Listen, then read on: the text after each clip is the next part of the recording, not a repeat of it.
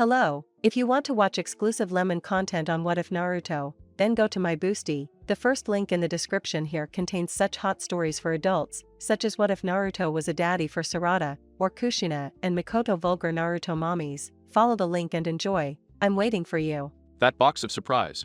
It can blow up in your face. Life goes by so fast that when one realizes it, one is already an adult who must make decisions that will determine the path one takes. As a child, one thinks with enthusiasm, I want to be an adult. I want to leave my family, to be independent, what fools we were. Now I only think even in time, I want to return. Everything I know. Everything I want. And Team 7 are Sakura Aruno, Sasuke Uchiha, and Naruto Uzumaki. The good times. And even the bad ones. My name is Kakashi Itake Sakura-chan. I promise to get back to Sasuke. That's my way, girl. Naruto, thank you, says Sasuke Naruto. I'll help you bring Sasuke. Now they are just memories of the past. And all because of a stupidity, an outburst of anger. Anger is poison, especially when one's mind is blinded to hurt another with the intention of watching them suffer. And watching them wallow in their own blood. It's poison because when he gets out of the system, he sees with regret what he left behind. To the point that even one can feel like garbage, and that garbage can't make things right again. I hate you. It's like an apple. If an apple is rotten, they throw it away so as not to spoil the good apples. Now I am the bad apple, and I have been pushed away and hated by everyone. I'm just a nuisance who knows how to hurt and be hurt. My life has taken a big turn of events. I'm sorry. Hooray, Naruto and Hinata. Sakura, what's wrong with you? Ino scared question. Promise me that you will take care of my parents, Sakura says with a half smile. Something happens to Sakura there, Ino says scared. Sakura, thank you for helping me in everything. The village should not treat you like now, says smiling Kiba and Ambush attentive. It's all a vile lie, I'm just a simple puppet in someone else's game, everything is according to the plan. Until the day I must die, leaving Sakura Aruno behind to be the poison angel. Something that is not in my hands. Change them because everything is planned. Until the day I must die. To be someone else, leaving Sakura Aruno behind. To be the poisonous angel. Sakura era. My name is Sakura Aruno, and if you want to know about my life, what I can tell you is that it is. I'm over. A hell. A great load of lies and truths that I cannot reveal. Now I understand Sasuke Kunaitachi. I am a bad person, a girl of very strong ability, being secretly trained by the elders who see for the safety of the village. Now I hate that I agreed to be a toy for them. Yes, it all started when I was a girl. I was a useless girl who did not have much chakra ability, but great intelligence and chakra control. When I became Tsunade's student, and seeing that my skills as a better kunoichi have been improving faster than people can in the field of medicine, the elders put an eye on me, my biggest mistake in life. A 12-year-old Sakura appeared in a secret room that probably not even Tsunade, the Hokage, knows about. There was the green-eyed girl along with and people walking around the place without any problem. Although it gave her a little nervousness to find herself in such a place. I should have never gone in there. I should have never followed those ambos. They walked until they came across 3 large doors. A white one that gave him the feeling of tranquility. A brown one that made him curious. And finally a black one that gave him a certain shiver about everything. Her spine from just seeing her. They entered the white door. In a corner of the large living room, sitting on fluffy blue armchairs, the elderly were waiting for the girl to arrive. Being in front of them, she felt uncomfortable. I have never been so close to the powerful council of elders. You're finally here. The old woman says, looking at her with her wrinkled eyes. We have called you for something very important. And most of all, we have seen your skills record. Your chatter levels are mediocre, but despite that, your control is almost perfect, plus you can learn. Very easy, we saw your evaluations, and you are someone very intelligent, almost like the Nara. And being a woman, you have great flexibility. Mum. Thank you. She said without really knowing what to say. Aruno Sakura. He says in an authoritative voice to the man, making him squeal inside. To Sakura. We have a mission for you that is more of a proposal. He says of the old woman now with the same tone of voice. We will train you to become a worthy kunoichi. Of all things. Sakura, now her eyes opened like saucers, never in her life did she expect to be trained by the elders of the village. It was a once-in-a-lifetime offer. Sasuke-kun and the others didn't have much hope for her. They have always seen her as useless. Now he has the opportunity to make them see that they are wrong. Yes, I would like that one, she says with a big smile. How naive she had been. I was just a 12-year-old girl, believing that the world was pink. It will not be easy at all. You will train inside the 3 gates, but first of all, we will make your chakra bigger in the black gate, and now. If she says resigned, many people passed at that door. Horrible things, at some moments I even thought I was going to die. But thanks to it I had a lot of chakra, not as much as Naruto, at least above average. However, so that they wouldn't suspect why I suddenly have so much chakra, I learned a sealed jutsu that is embedded in the chakra.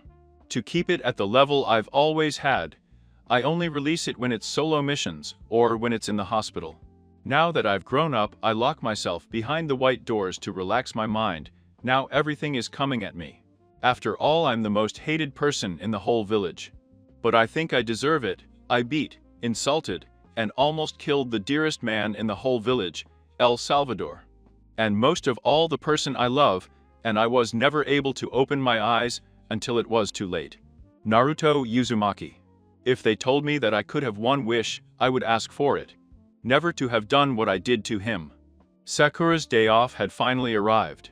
It's not as if the days she was released from work weren't frequent, those days were increasing more and more. Probably because Tsunade didn't feel like seeing her again. Like the previous times, Tsunade sends a people. Timbu, who sent him a scroll informing him that he had no obligations today, so he could take the day off. It's better that way, Sakura thought, because if they saw each other, it could be more uncomfortable.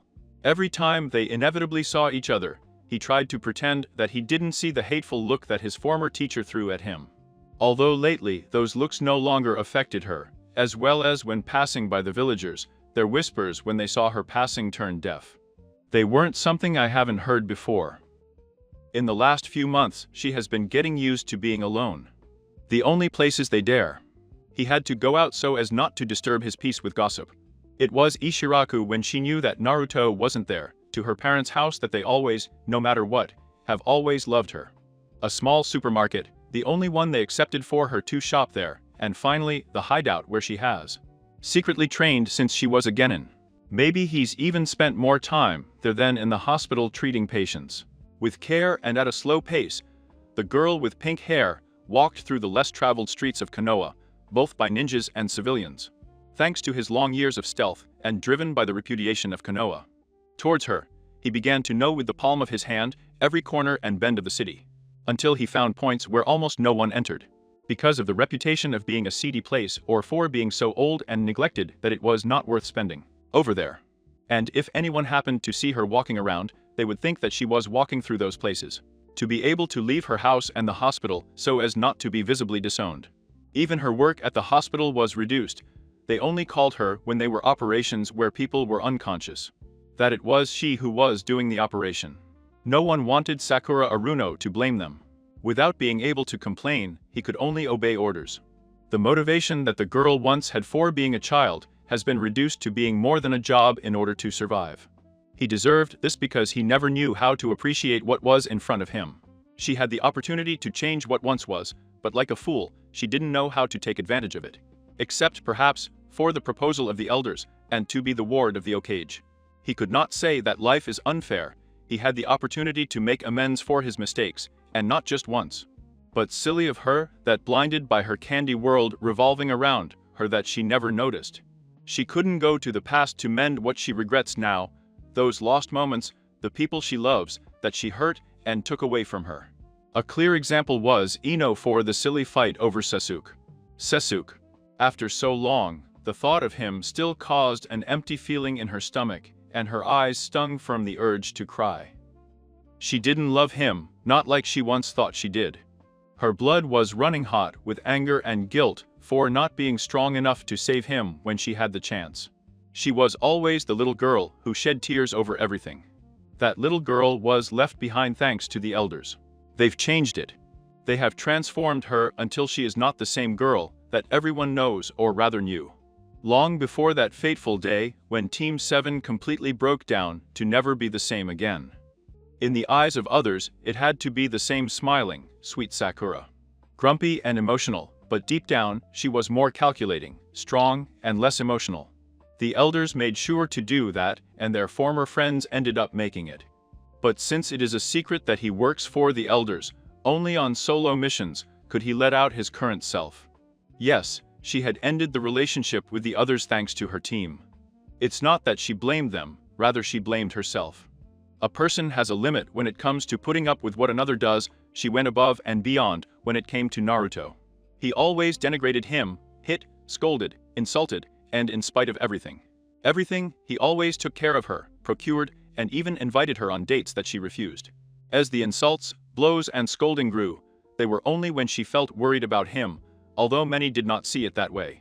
That was until that day when Sasuke died in Naruto's hands, and she, being blinded by anger, tried to kill him. That day was the end of their friendship, the end of their first love, the beginning of the hatred of all Konoha. For wanting to kill their savior from the invasion of Orochimaru, and the day he realized that the love for Sasuke was a mere brotherly affection, and the one I really loved was Naruto. It had been a while since Sakura had left the boundaries of Konoha and entered the forest in the southwestern section. That was known with the palm of her hand. Turning 3 feet to the left, going 5 meters to the left after passing the bramble grove, 10 of the crooked oak, and finally reaching a clearing that no one would suspect to be weird or suspicious, there was a step. Firm rocks piled up on one side, grass growing in the areas where the sunlight grazed the ground, and even moss growing between the trees. How lonely it even seemed reassuring, and gave an almost sacred touch to the place. Place that is actually one of the most guarded in Konoha. Only a handful of people, including the elderly, and a couple of their trusted people, knew that place. Just in case, she glanced sideways everywhere, finding that she was completely alone. Letting out a half smile, he walked towards the center of the clearing. They were waiting for her, and she did not want to start having bad habits like others. She actually preferred to be the one waiting for them. With great speed, she made a couple of hand seals, until when she finished, the earth in front of her opened up, revealing a ladder that led under the earth. Like that section of the forest, I knew the place underground as well that it was like 2 years ago. That I didn't need light to be able to walk down the stairs. Now that Tsunade was giving him more free time, he was spending even more time in here. Inside, the only sound that broke the silence is the sound of his shoes with every step he took on each step. Once in the background, a couple of torches were lit. They tended to illuminate 3 huge doors, a white one, a brown one, and finally a black one, or as Baha learned for the first time, the door of knowledge, which breaks bones and breaks souls. Sooner than he thought, he discovered the reason for those names, because no one dared to say what was inside for one to find out. In the flesh. Without hesitation, he went to the white door, the door of knowledge. That place that instantly became his favorite, his sanctuary or refuge, whatever you want to call it. That place that, like the color of its door, the walls and floor were pure white. 2 of the huge walls were filled from floor to ceiling with books and scrolls of all sizes and colors. Besides, there were several shelves of mahogany wood that were also full of books. In some areas there were a couple of tables where people could read, and on the side of the bare wall, there were special long glass tables with artifacts, jars filled with liquid, everything to be able to create new jutsus, poisons, antidotes, seals, or whatever they needed. As in the case of Sakura, who currently took out a teapot to make some tea for the cookies she made at home. Although what Sakura liked most about that door is that in one corner there was a fireplace, where opposite there were some fluffy king blue armchairs that stood out in the off-white room, and on the crystal clear center table she was decorating Sakura with a vase full of old ladies. And that was not all. It fascinated him that in the center of the large room there was a pond big enough for up to 5 to enter. People, a long time ago it was a natural pond, from which from the roof it fell drop by drop into the pond from who knows where. And strange as it seemed, this one never dried up or overflowed. That pool of crystal clear water, and cold to the touch, thanks to the light of the room, made the water shine, giving it a sacred touch. It is rumored that its water comes from a groundwater channel connected to a spring, far away from lands known so far with healing properties. People who find a well of these waters, when even the most angry person enters them, become calm and the most lethal wound heals. However, No one dared to check if this rumor was true, because it is said that this water has its own life. If someone that the water did not wish to let in, he gets a curse for the rest of his days. The names of the 3 doors did justice to the nicknames they had been given. On the second day of joining, the super-secret organization of the elders entered said door. That it's actually a big training camp, full to the teeth of traps, and that thanks to moderna jutsus and expensive facilities. It had all kinds of climates where one had to train, until you literally felt that if you neglected, you could have every one of your bones broken, because if it wasn't enough. They constantly changed their locations and always tried to improve them. Even she is involved to set a couple of traps and study how to improve them so that those who train are trapped. Instead, the black door is like its name says, a destroyer. Souls. A cold place where being conscious during the tests that the elderly were forced to do was rather a hell, and fainting a blessing. Just thinking about what she had to go through in there, Sakura felt chills and her stomach twisted, to such an extent that she felt nauseous. Sakura was finishing filling the teacups when she raises her palm to take the fist that was heading towards her head. "You're getting rusty," Seku arrogantly says an Ambu officer in a dog mask. "Isn't it you who's getting rusty, Renji?" "I already told you not to call me Seku," Sakura said, turning to look at him with a sly smile. She was 2 heads taller than Sakura, and behind that mask you could see that spiky red hair stuck out in a ponytail at the bottom. Renji is 2 years older than her, so Sakura met him when she joined the entourage of the elderly. Renji was her mentor, broke her bones countless times, trained her and supported her as she entered the Black Gate. Since then, they became good friends that whenever she could, Renji teased her. "You wish, beautiful. I'm in my best shape." He ignored the demand for Sakura, jasmine tea. "It smells delicious." She was going to take one of the cups that Sakura quickly takes from her, by putting them on a tray next to the cookies to bring to the table. "It's been 3 days since I gave you your supply of poisons. You know I can't sell you anymore, get out." Since he entered with the elders, he tried to perfect the use of poisons, and because of his great progress, they commissioned him that his agents carry poisons with them, and not just any poison, but a special and different one for each of the agents, so that people who did not begin to suspect about the organization, which is even more secret than root. It had been quite a challenge to make different and customized poisons for all the agents within the Nightingale organization. "You underestimate me, Seku," he said, pretending to be distressed. "I'm here to supervise the place before the elders come in." Sakura, who had left the tray on the table, snorted, very annoyed. "They are very paranoid. I have never given them reason to think that I would hurt them." "One never knows, Seku. You should know that no one trusts anyone here. You should even not have so much confidence in me," he said, taking one of the cookies and biting into it. "Make me a dozen of these, and I'll have you on a pedestal." "Nonsense. You have helped me a lot in these years. I would put my life in your hands." She stood still when a cold, sharp blade landed on her neck, pressing delicately to the point that a small thread of blood began to trickle over the wound. Renji, who was eating a cookie a few moments ago, moved at a high speed until he positioned himself on Sakura's back, putting his sword on her neck. His yellow eyes showed a deadly cold, like that of a veteran murderer who showed no remorse when killing his victims. "Are you sure? You're better that no one should know." His voice came out cold and emotionless, tightening the sword a little more on his neck. Ouch! Sakura's chest tightened slightly, not because of the wound on her neck, but because of Renji's harsh words. She was talking about Sasuke and herself. Of Sasuke when he abandoned them, and the times he tried to kill them, even though they were trying to rescue him. And when she tried to kill Naruto, blinded by anger. He faced the emotions that should come out, and with his bare hand, he took the sharp sword. Not caring that his hand was filled with blood, he looked at Renji without fear. "Go ahead, if you're the one who kills me, it doesn't matter. I have made many mistakes, and if I die, no one will cry for me. You see how I am, just a bitter memory for everyone in the village." The two had a staring contest that they held for a long while until Renji pulled his sword away and put it away. At that moment the door began to open. Sakura took the opportunity to heal her hand and neck and get clean. With a firm step, the 3 elders entered, Koru, Omura, and Danzo. Both Sakura and Renji leaned forward to show respect. When the three of them took a seat in their respective armchairs, they instructed Sakura to sit down, while Renji took a position behind them as a bodyguard. With the gravity with which they were looking, it suddenly felt like I was 12 years old again. And it was the first time I had come to that place. From experience, he decided to wait until they spoke. Sakura, since you agreed to enter Rua, sir, you have shown an excellent performance so far. She started saying, Koru, being the only one of them who always ate Sakura's cookies. His impassive gaze did not let Sakura see what they were getting at with this.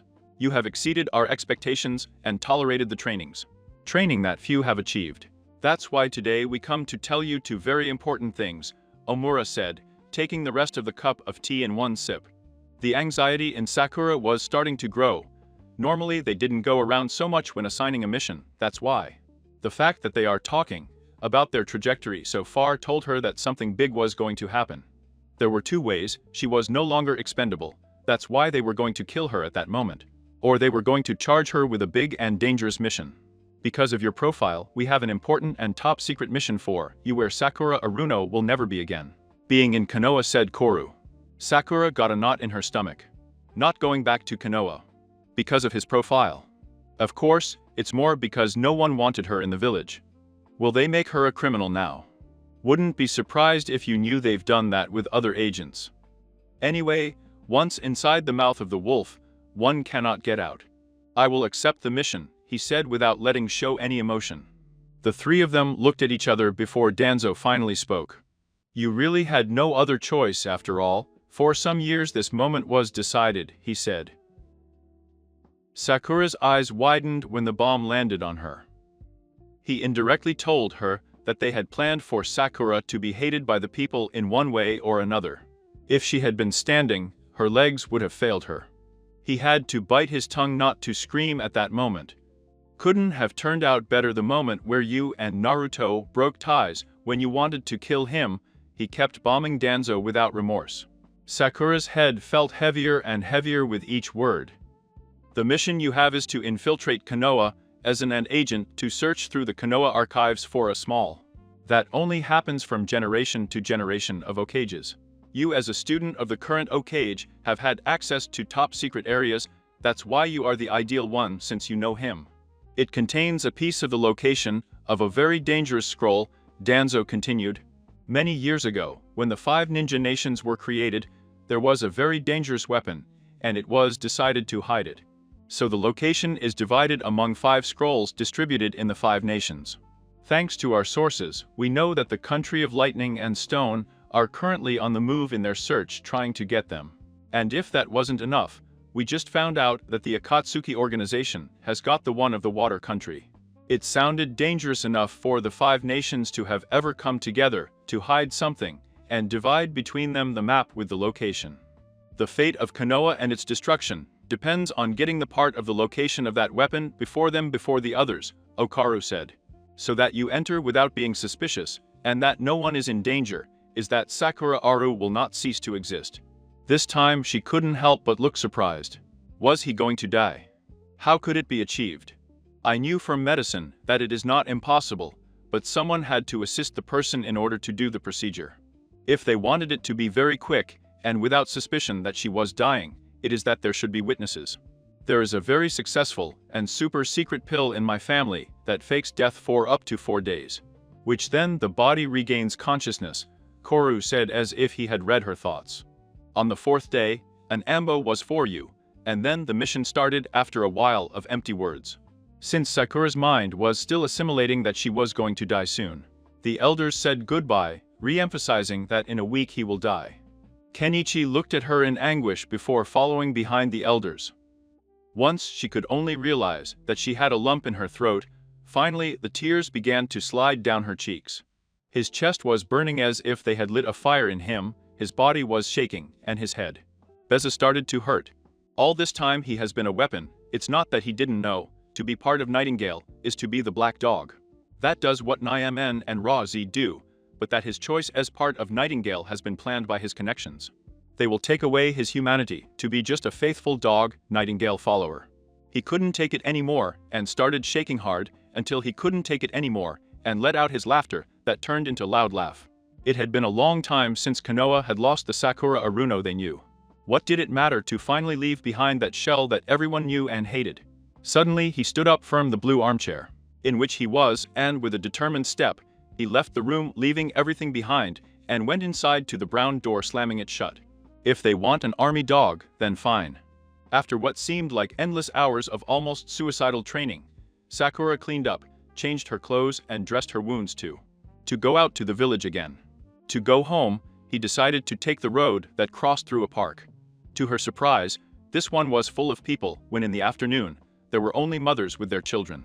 Curious decided to approach carefully so as not to be noticed. However, there were so many people she could not see what was the matter, so she decided to jump to a nearby branch, but hidden enough not to be noticed so easily. Sakura greeted him that he was going a little ridiculous. Apparently, he had had the same idea as her and had chosen that branch before she arrived. "I'm sorry, I'll go to another branch," she said, looking shy and embarrassed. She turned around to leave until a hand stops her by the arm. She instantly stiffened up, thinking that maybe he was going to take advantage of this moment to insult her. It wouldn't be the first time someone from the village didn't take advantage of the moment. He didn't back down once Sakura turned to look at him. "I'm sorry, I didn't mean to offend you. I have no problem with you staying." As a reinforcement, Akamaru, who was next to him, barked enthusiastically. Sakura stared at them, not quite knowing what to answer. She hadn't talked to anyone but her mom in a long time. That it wasn't a one-sided exchange of looks and hateful words. "I couldn't hope that after months of Sasuke dying and almost killing Naruto, they will forgive her as if nothing had happened." "Why is that?" he asked her in a low voice, almost expecting Kiba to tease for having believed that they might come back to be friends again. Kiba didn't understand him at first until he realized what he meant. He grimaced before flashing a sad smile. "I can't lie, I was outraged at first, but then I thought about it. If I had killed Shinoa and Mata, or Akamaru, I think I would have tried the same thing to kill him."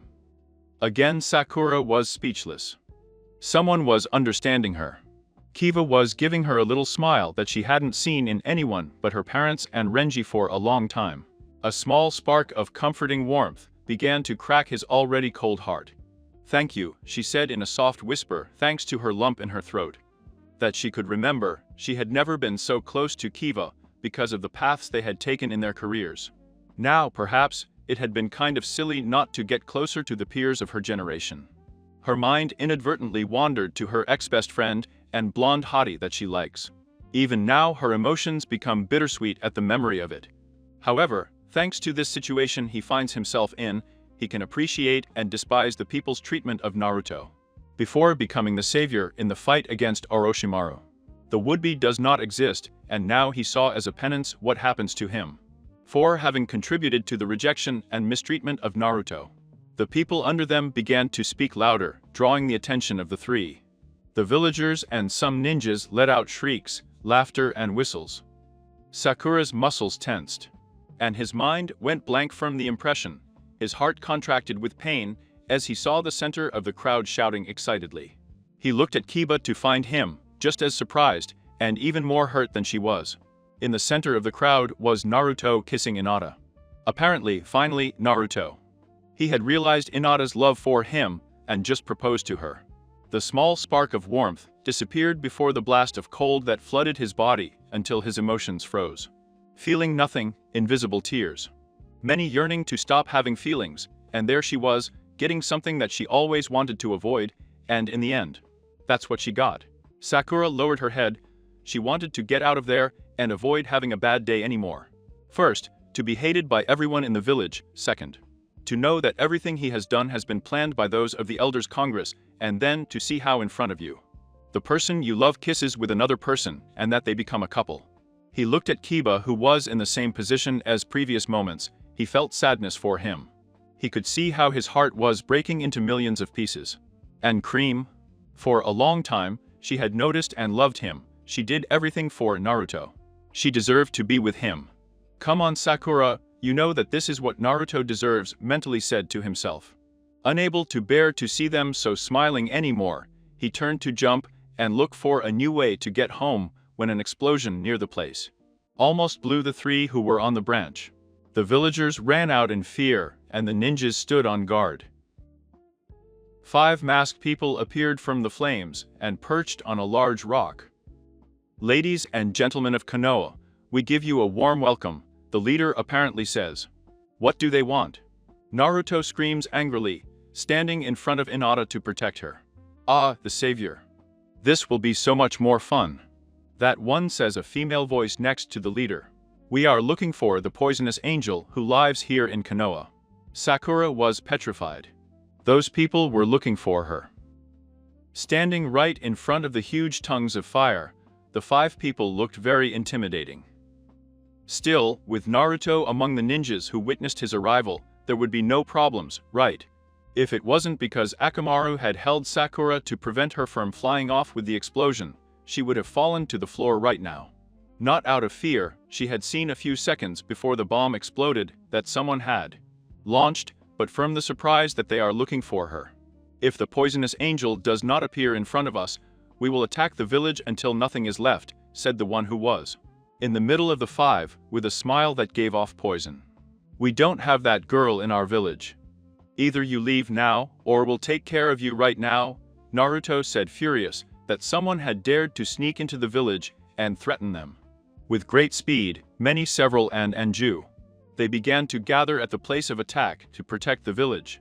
Among them, of course, were Sakura's classmates and former friends with her teachers. No one had launched to strike the first blow since they did not know these enemies, especially despite being surrounded on all sides. They looked at their smiling and confident.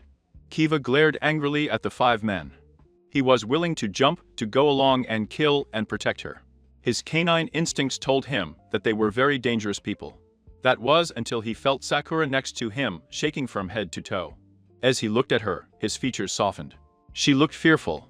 He had to bite his tongue when he saw the great deterioration of a ninja in front of him. Especially someone who was once the student of the Hokage. "Sakura, go with the villagers to hide," Kiba said, taking her shoulders to face him. She felt a little sorry for telling him that instead of that. Whether to help or to rush to the hospital when she knew that everyone rejected her. Several small explosions began to be created all over the village, one by the west wing, in the south by the hospital, near the academy in the market.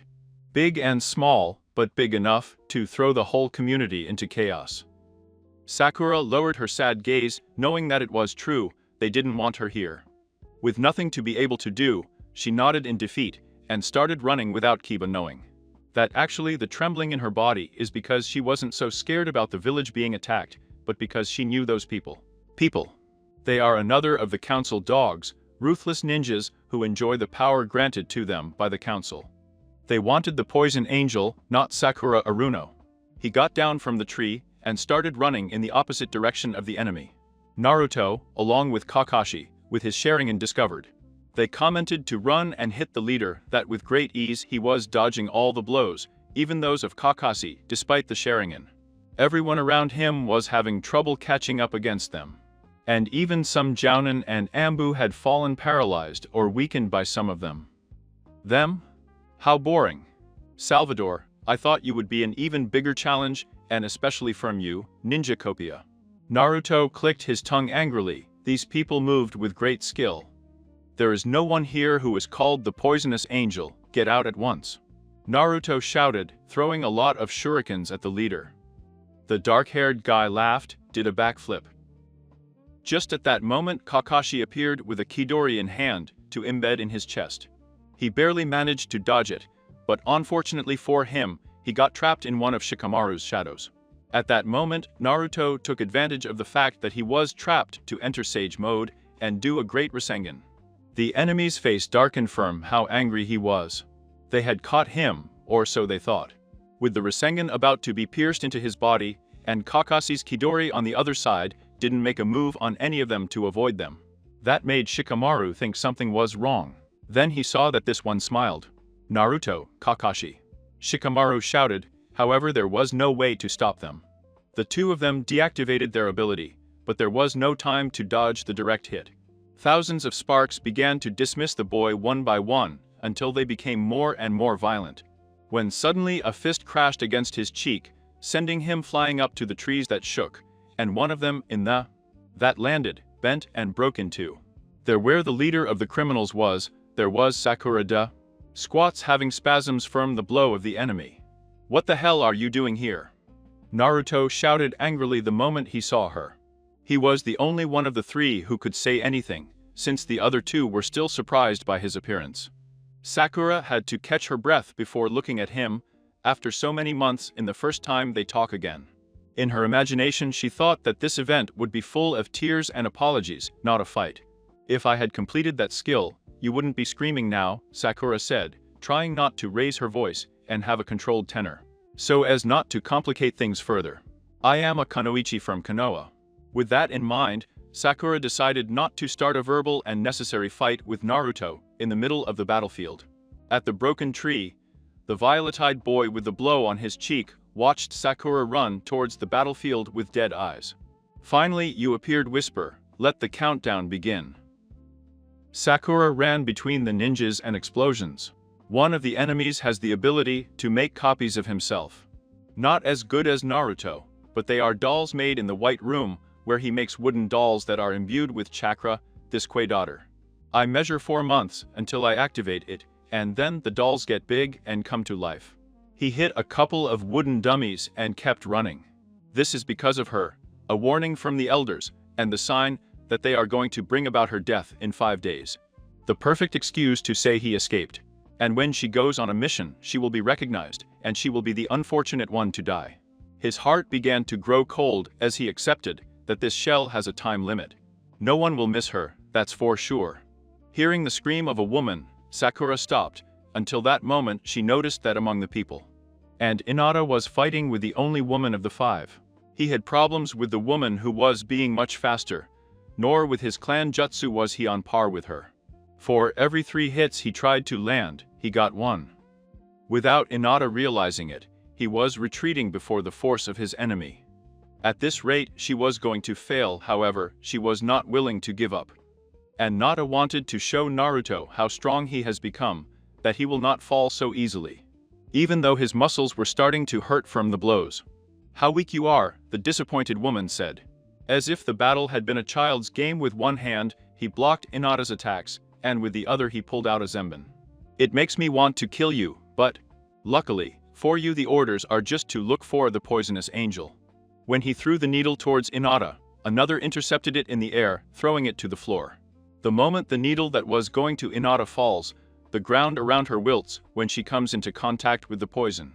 "Ah!" Sakura screamed as she threw a punch at the woman, who flew out a couple of meters. Sakura stood next to Hinata in a battle position, ready to fight the woman. She wasn't going to let her ex-friend fight the woman alone. The long blonde-haired woman, between angry and funny, started laughing. "Not bad, little girl, but you have a lot to learn," she said, disappearing and appearing in a second, in front of Sakura, who hopefully intercepts within an inch of her kunari face. Without wasting time, he throws a blow at her that the other one dodges. The two started a deadly dance of punches and kicks with latent intention of killing the other in the next blow, and Mata was surprised. She hadn't seen Sakura fight for a long time. Somehow her movements had become more stylized and deadly. With a grimace, he ran to join the battle. He was not going to be left behind. I was finally on Naruto's side, and I was going to be on his level. When Sakura jumped back after the other one bent down to sweep on the floor, at that moment Hinata took advantage of the moment to activate the Vyakugan and jump forward to hit with the soft fist. However, the woman was much faster and stepped aside. Wasting no time, tried to hit her in vital points. Next to her, Sakura joined. The woman was dodging and jumping with a big smile on her face, as if this was child's play. "They're boring me," the woman screamed before kicking Sakura in the stomach and sending her flying. He jumped back and threw Hinata a shower of kunai, prepared by activating the 8 trigrams and 64 palms, to deflect each of the kunai with great skill. "You still have a lot to learn, newbie," she screamed, appearing in front of Hinata, ready to stick a cradle in her and in the jugular, just as Hinata barely detected her. Wide-eyed and scared, her blood started pumping hard as she felt death in front of her. There was no chance to deflect that blow. "Naruto-kun." A hand appeared at the last second, stopping the attack just before the sharp tip, covered with liquid by Pure, broke Inada's whitish skin. In the next second, Inada's face opened like plates, and the other girls were horrified when Sakura's hand squeezed the woman's so easily that one would think he is crushing an old peanut shell. The bones crunched as loudly as the heart-rending scream the woman made. It had all happened in 5 seconds. It wasn't Sakura's reaction speed or brute strength that had surprised Inada. No. What had he been doing all this time? She was not depressed by the seclusion of every cone towards her. His eyes looked as dead as Sa's. At the moment of stupefaction, he took Inada to a place away from the fights. "Inada, you must get out of life." From here it was not a suggestion. "I'm a ninja too," she said, frowning as she felt angry at the lack of credibility in her abilities. There was no time to talk. "I'll take care of her, they need your help," Sakura said, indicating to her teammates that they seemed to be having problems with several clones that were pushing them back. Inada's eyebrows curved upwards between the doubt of doing what was once her friend, who betrayed her, trying to kill the love of her life, or keep fighting for her pride. However, his friends were in trouble. Exasperated, she pushed Inada towards Kibashino with enough force that she didn't hesitate anymore. It was enough of a boost for the BDI to even look back, as everyone did with her. Once alone, she turned a blank face and turned towards the woman who was lying on the floor, with her hand completely shattered. As broken as Lee's leg ever was, thanks to Gahara's sand coffin. He squatted until his emerald eyes, empty as a bottomless pit, stared at him as he put the tip of his cradle and right into the jugular vein. "Talk." Despite the tears and the pain shown on her face, the woman began to laugh, first in a low voice, until she was raising the volume, until it became a big and long laugh. "Are you getting soft, my angel?" she asked, slipping a sadistic smile. "What will the council say about this?" The tip of the cradle and slightly broke the first laugh. "Skin veneer. I wasn't in the mood for games. I knew this was some plan of the elders to test her, I just needed to hear about them. There was no way she was going to be threatened. There was no way she would back down when there is nothing to lose. This is just part of the plan the me gestorio have." Sakura frowned, but she didn't tell us anything about not killing anyone. That was all. Sakura punched her in the back of the head, hard enough to knock her out for the rest of the fight. Without wasting any time, he quickly got up and ran to where Kakashi and Naruto were fighting. What he said was enough to know that they had carte blanche if Naruto was killed. The elders have always hated Naruto's presence and what it entailed, and everyone in the Root and Mockingbird faction knew this. Just as they knew that if someone managed to give him the final blow, they would be rewarded with glory and status. He dodged the cribs and strays that appeared thanks to his carefully worked reflexes. In the distance, he saw Naruto being surrounded by no less than 10 clones, and Kakashi likewise. Even with the Sage mode turned on, I had problems. They were faster than Naruto expected. Little by little, they were taking him away from Kakashi until they were surrounded. Thanks to the Sage mode, he knew that Kakashi was starting to feel tired from using the Sharingan a lot. They had to finish this as soon as possible. He made a clone to make a great direct Shuriken Rasengan that he would throw at the clones surrounding him. And he would get to where the man who had created them was, in that way his copies would disappear. It was then that he felt the presence of the leader behind him, ready to attack. He will not have time to dodge it. He threw the Rasengan, and then he took a cradle and from his bag, turned and stuck it, waiting for the edge of the weapon he was holding. His cerulean blue eyes opened wide as the blood began to trickle onto his hand and drip onto the floor. There was no stabbing pain from his flesh being sliced mercilessly, and neither was the blood that began to soak his orange sleeve from the leader. In front of him were those pink bristles that he knew perfectly well. Sakura hissed in pain as she felt the cradle and Naruto snap close to her kidney, and the sword of the man in front of her stuck into his shoulder, going through him like butter. If he hadn't arrived, he would be stuck in Naruto's chest right now, right in his heart. "Ensk, you are not funny," he said in a grave voice, very upset that his golden opportunity had been interrupted. He tried to remove his sword from Sakura's shoulder, but her hands were clinging to the sword, preventing it from slipping out. When she looked up, she let him see her empty and hard eyes, giving him to understand that she was not going to allow this. This is not part of the plan. He raised his leg and kicked him in the stomach, sent him flying again. He took Naruto's Y cradle and pulled it out of his body, then, carefully and hissing with pain, he removed the sharp sword from his shoulder. Sakura spoke Naruto trying to do something in vain. Sakura wanted to laugh and cry at the same time. So now it's just Sakura. But it was not the time for that. She examined the sword and almost wanted to laugh when she saw that it had been covered with a special poison that she had made herself. He had not yet begun to be tolerant to that poison. The poisonous angel killed by her own poison. Now that's irony. Oh yes, now she's furious at the devil Danzo and the other two sacks of bones. This is not caring for Konoha if they were using a poison that kills in half an hour. If he had to kill this man to get them to leave, then he didn't care. Naruto, don't let a single weapon touch you. They have a powerful poison in them. Naruto looked at his shoulder wound with a serious expression. If he had not closed yet with his little knowledge in poisons, he intuited that it was serious. The tingling was starting to run all over his arm, and in 5, he will start to lose control of his arm until it becomes useless. We have to finish him, Naruto said.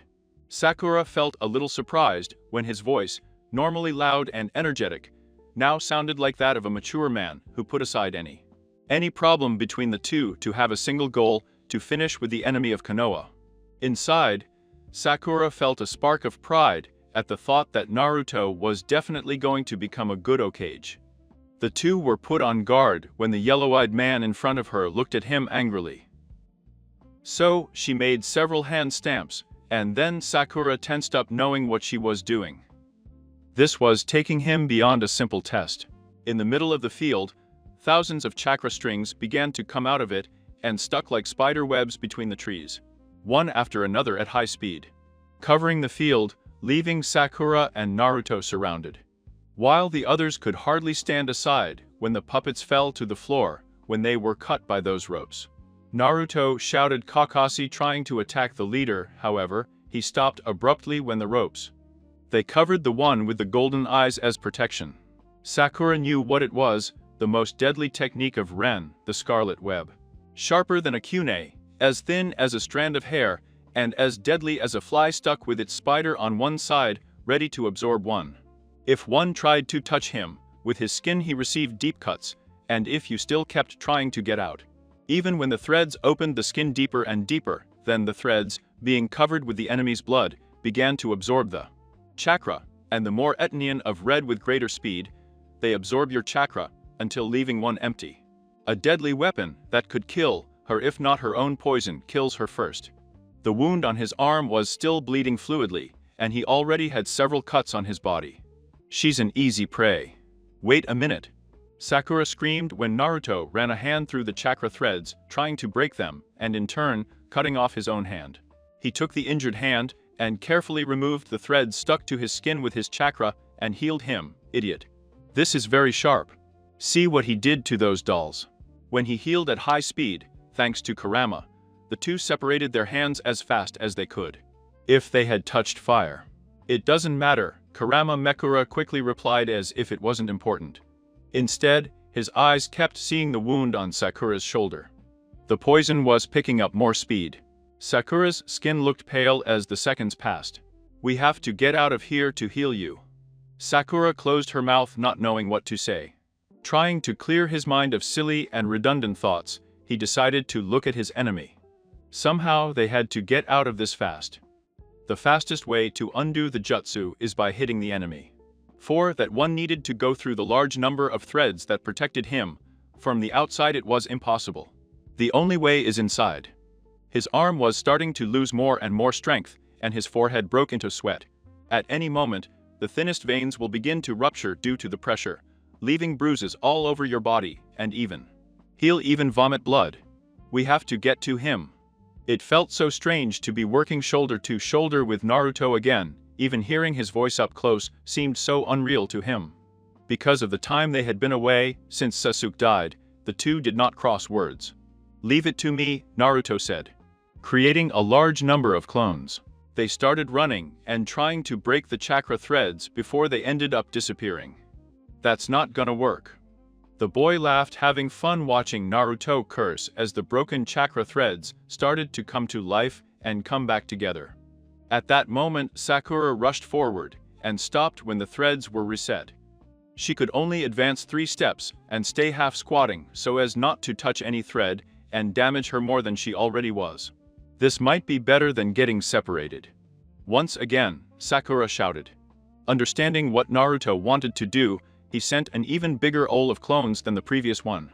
Gradually, the two started to move forward, making the other break into a cold sweat as he saw that his attack was not working, as he did not contemplate the large amount of chakra Naruto had with him. Unfortunately, when a few steps were missing, Sakura's legs failed for an instant that caused her skin to rub a few threads. Blood began to drain down her torso and arms. He hissed in pain. "Sakura!"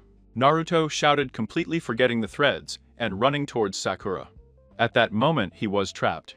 The more they moved, the deeper the threads got into his skin. Sakura's eyesight was starting to get slightly blurred and blood started spitting out of her mouth. And there were 15 minutes left before he died. She needed to get out now, or in 5 minutes, she'll pass out and her organs will start to stop functioning. With adrenaline pumping in his veins, he took a crib out of his pocket and tied it to a scroll. It could be dangerous if it exploded too close, but it was all or nothing. Screaming in pain when he felt the lacerations on his arm, when he threw the crib, and immediately it exploded near them. At that moment the threads disappeared, and Naruto ran towards the man who, when he saw himself unprotected, jumped back. What he hadn't foreseen was that he was a clone, and that behind him was the real Naruto, who hit him with Rasengan. With the boss having fallen into Naruto's hands, there was suddenly an explosion as it dissipated. The other four appeared with the supposed leader on shoulders. "This won't stay that way with Oa. We'll look for the poisonous angel," one of them said before disappearing. "I had passed the test." She sighed with relief that this is finally over. Without wasting any time, she ran out towards her house, losing sight of the worried look that Naruto gave her when he saw her running. While he was thinking about whether to go after her or not, until at the end he frowned and looked down. "Naruto-kun!" She screamed, and Nata, who was crying with relief to see that she was fine, "Come on, I'll fix you." Finally at home and out of breath, Sakura fell on her face to the floor, right in front of her bed. His legs had finally given way, he couldn't use them. With the only useful hand, he crawled along the floor until he reached the backpack that was under his bed with urgent speed. He took out a syringe with a white liquid inside and injected it straight to the chest. Little by little his pressure and muscles were relaxing. I felt like the poison started to recede. He was already safe. She barely had the energy to close the bleeding wound on her shoulder, and finally, lying there on the floor, she looked at the ceiling and succumbed to drowsiness. 4 more days before I die for everyone. When she opened her eyes, the first thing she felt was the pain in her back from falling asleep on the floor of her room. With a low growl, he awkwardly got up from the floor to lie down on his bed. Silence. The house was in a deep, gray, cold and boring silence. That's the way it has been since he had a fight with Naruto. No surprise visits, he quotes the predictable Ishiraku. And visits without permission from other friends. There was no one beside her worrying about her and her state of health, only the cold concrete roof. Just breathing made me feel small. Muscle spasms run through your body as part of the healing process. I didn't expect that suddenly, for having helped, everyone would realize that maybe he had let himself be carried away by the pain of the death that Sasuke left in the hands of who is his best friend. And for several years he held the flag of recovering. To Sasuke.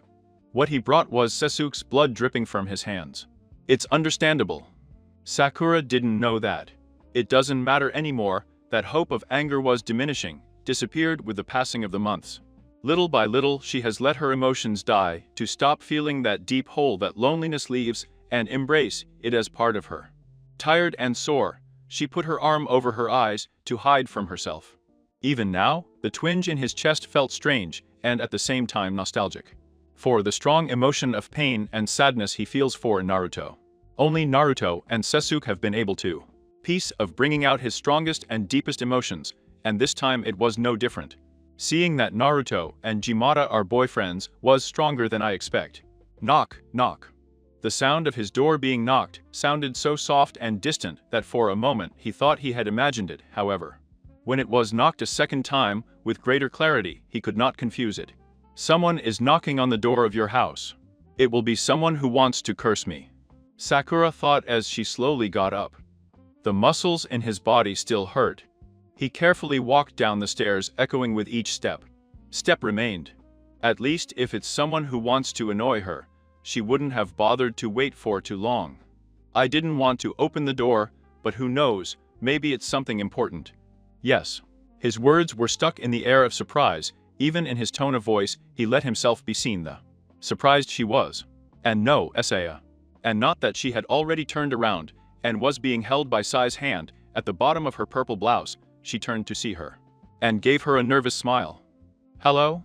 Sakura stood still, not really knowing what to say to him. Hello, he finally said. The three of them stared awkwardly at Sakura's door frame, until Sai finally spoke for them. It says in my book that when visitors appear, the host should let the others in, Sai said, breaking the silence that was flooding the place. Sakura repressed the impulse. Inhaled with force. He still felt the after effects in his body. Every movement was like a little stinging tingling. She wanted nothing more than to throw herself back on her bed and enter unconsciousness, however. Since they had turned their backs on everyone, the fact that I came out and they didn't come to her was something surprising. The ghost of her mother's voice shouted in her ear that it was rude to leave them out. She had not raised her daughter to be a disrespectful hostess. Without saying anything, he stepped aside, suppressing the whining because of his legs that punctured. He unconsciously sent healing chakra into his body to try to numb the pain. This is another of the things he has hidden from Konoha. To be able to heal without using the palm to heal. Years of practice and countless broken bones in his training with the elders caused him to manage to develop this skill. Aino's smile faltered for a moment, seeing that her friend quietly let them pass. She could still call herself his friend. They had left her aside, everyone disowned her, and she, for fear of what they would say, still walked away. Despite knowing the deep pain that her best friend was going through, she was devastated when she found out about the death.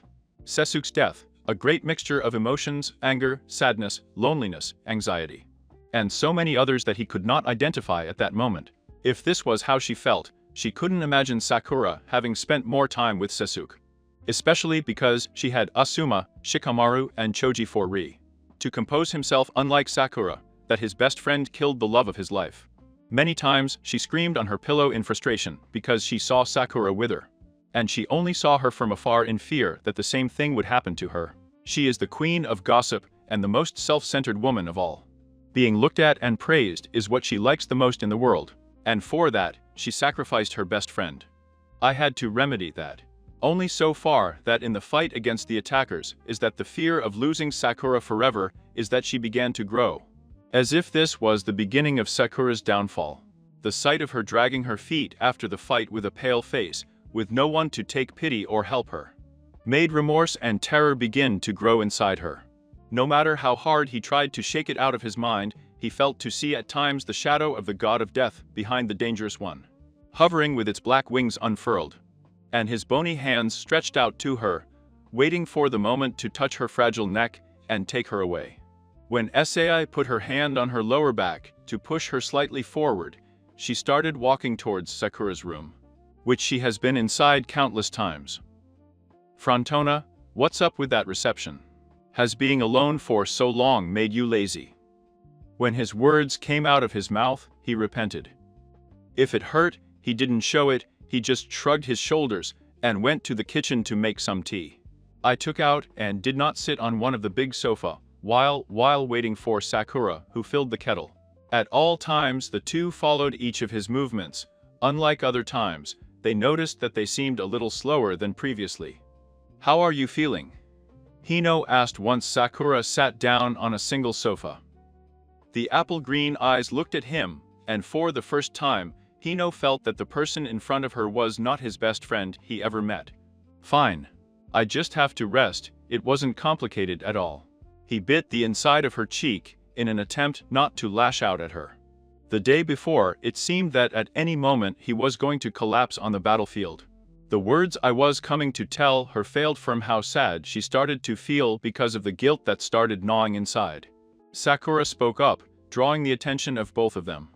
His fake smile that he always wore disappeared as soon as his coal-colored eyes fixed on hers. Suddenly, Sakura tensed slightly. What happened? And she did not furrow her eyebrows worried, while Sakura tensed slightly. All pain disappeared as soon as Sai asked that question. I knew he was talking about yesterday's attack, not for nothing was he a root member. Fortunately, for her, it was not Kakashi who came to question her. He had known her since before she was under the wings of the elders. He could see under her facade, while with saw her webs of lies. Secrets and masks of falsehood had already been built. From the look he was giving, I could bet that he was suspecting that she had to do with those who attacked. Maybe he was even suspecting about whether she is the nicknamed Poison Angel. I could bet that Tsunade believed or suspected that such a poisonous angel is in the root lines, because in her ninjas, there was not one she knew who is called that. Since Sai had the seal under his tongue, he couldn't say anything about root. So he only had suspicions that it was someone who was not in root. Poor Tsunade, who had no idea that this woman was or was under her nose, and that Sai was right to suspect her. He let his shoulders fall down, and his eyes lost even more brightness. Go ahead, if you want to tell me that I am an unpleasant person, it doesn't matter anymore. Her voice came out harsh and low as if the weight of the world was falling on her shoulders. To give it more drama, he got up from his seat and went to pour the tea that was probably already boiling.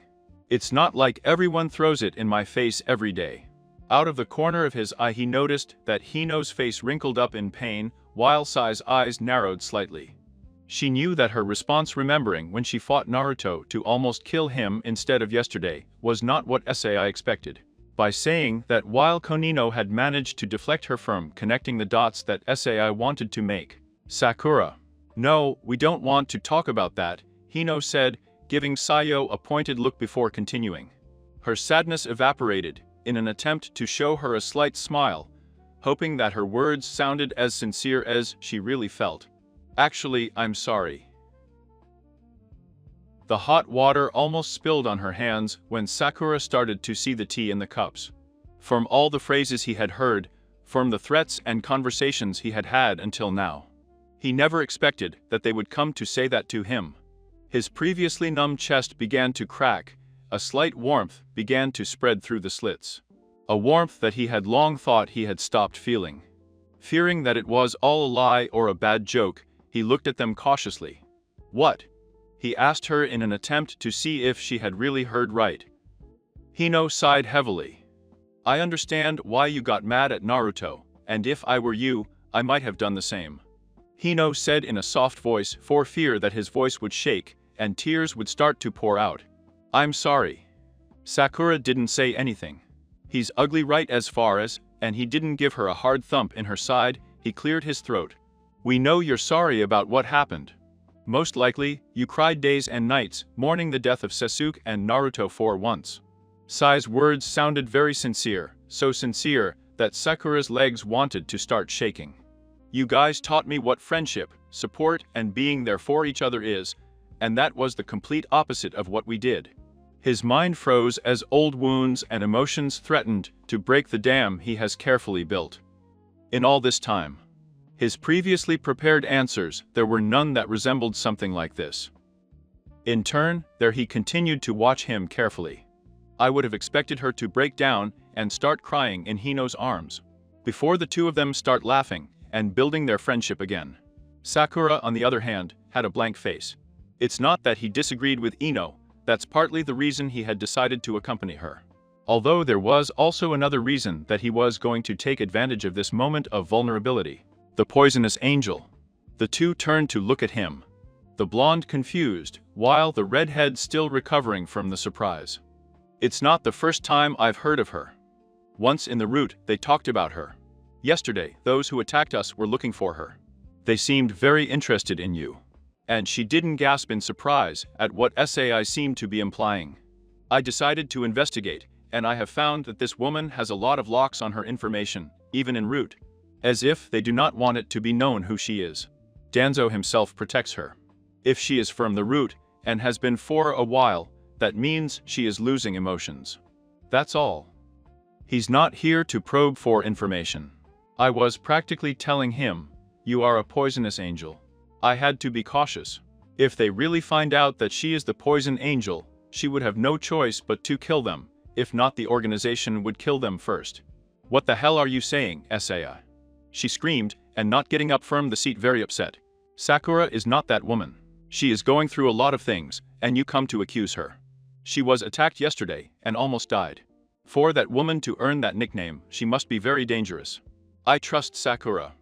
She turned her gaze to her friend, this time convinced of herself.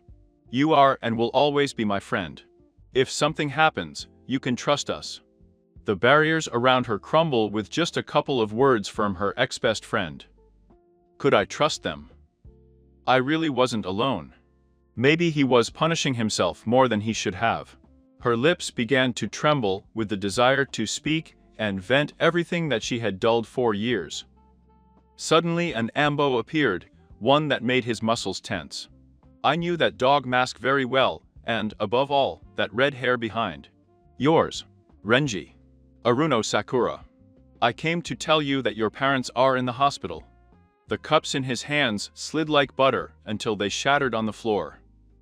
Without waiting a second, she ran out, leaving behind the screams of Hino calling her, still they're surprised.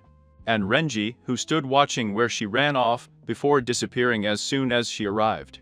His chest began to creak. Fear seized her. Hospital. No, no, no, no. No. Body ache took a back seat. He didn't mind pushing people. What was left of his world was falling apart. Maybe and Aruno and Mebuki Aruno. Sakura asked, whipping her hands at the reception, ignoring the nurse's snort. When the nurse recognized him and looked at him suspiciously, he could only growl, in an attempt to control himself so as not to hit her. Where are they? His voice spat venom with every word that promised violence if he didn't answer quickly. Room 211. As soon as he said where his parents were, he ran out. Luckily, for her, she knew every nook and cranny and hid inside the hospital, so she ran outside. Until you get to the room. As he slammed the door open, he held his breath at the inspection to his mother. Two separate beds. In one of them was her mother, awake with her torso bent forward and her eyes full of tears, as she covered her face with her hand. The other bed, her father lay full of bandages, with 2 intravenous waves, one with blood and one with liquid. I didn't have to be a doctor to know it was really wrong. Her legs stopped working, leaving her to fall to the floor without strength. As the tears started to pour down her cheeks, she felt like everything was really falling apart. Moments later, Sai appeared, and not that when they looked out and saw Sakura in that broken state, they felt bad. Sakura, go away. Sakura shouted between upset and sad. I don't want to see anyone, go away. Knowing that the best thing was to leave Sakura with her mother to cry, with her eyes full of tears, and did not take Sai's hand to take him away. Sai looked at Sakura broken on the floor before running to her mother for the two of them to cry inconsolably. For the first time in his life, he was able to recognize in bad taste what guilt was. She had accused her friend of something when now she could see it wasn't true. I'm sorry, she whispered before she was still there. No. Once alone, the two continued crying, until finally, the fatigue and pain caused Mebuki to fall unconscious. Sakura, who felt that a small part of what was left of her soul, fell apart like previous times with other situations. She carefully stroked her mother's hand with her thumb until, once again composed, she noticed for the first time a flower inside a vase. His stomach sank as he recognized her. Desert flower. A poisonous flower. A hollow laugh came out of his throat as he realized it. This had been a gift from the elders. A warning if he failed in his mission. With what leash cut, he thought listlessly. I understood the message. At that moment, all hope of rebuilding, even for a second, his friendship with Nino died. He wasn't going to let his parents die. Because of him. Since she had found out that her parents were in the hospital, she tried to stay with them as long as possible. Except for the time when the nurses arrived to do their routines.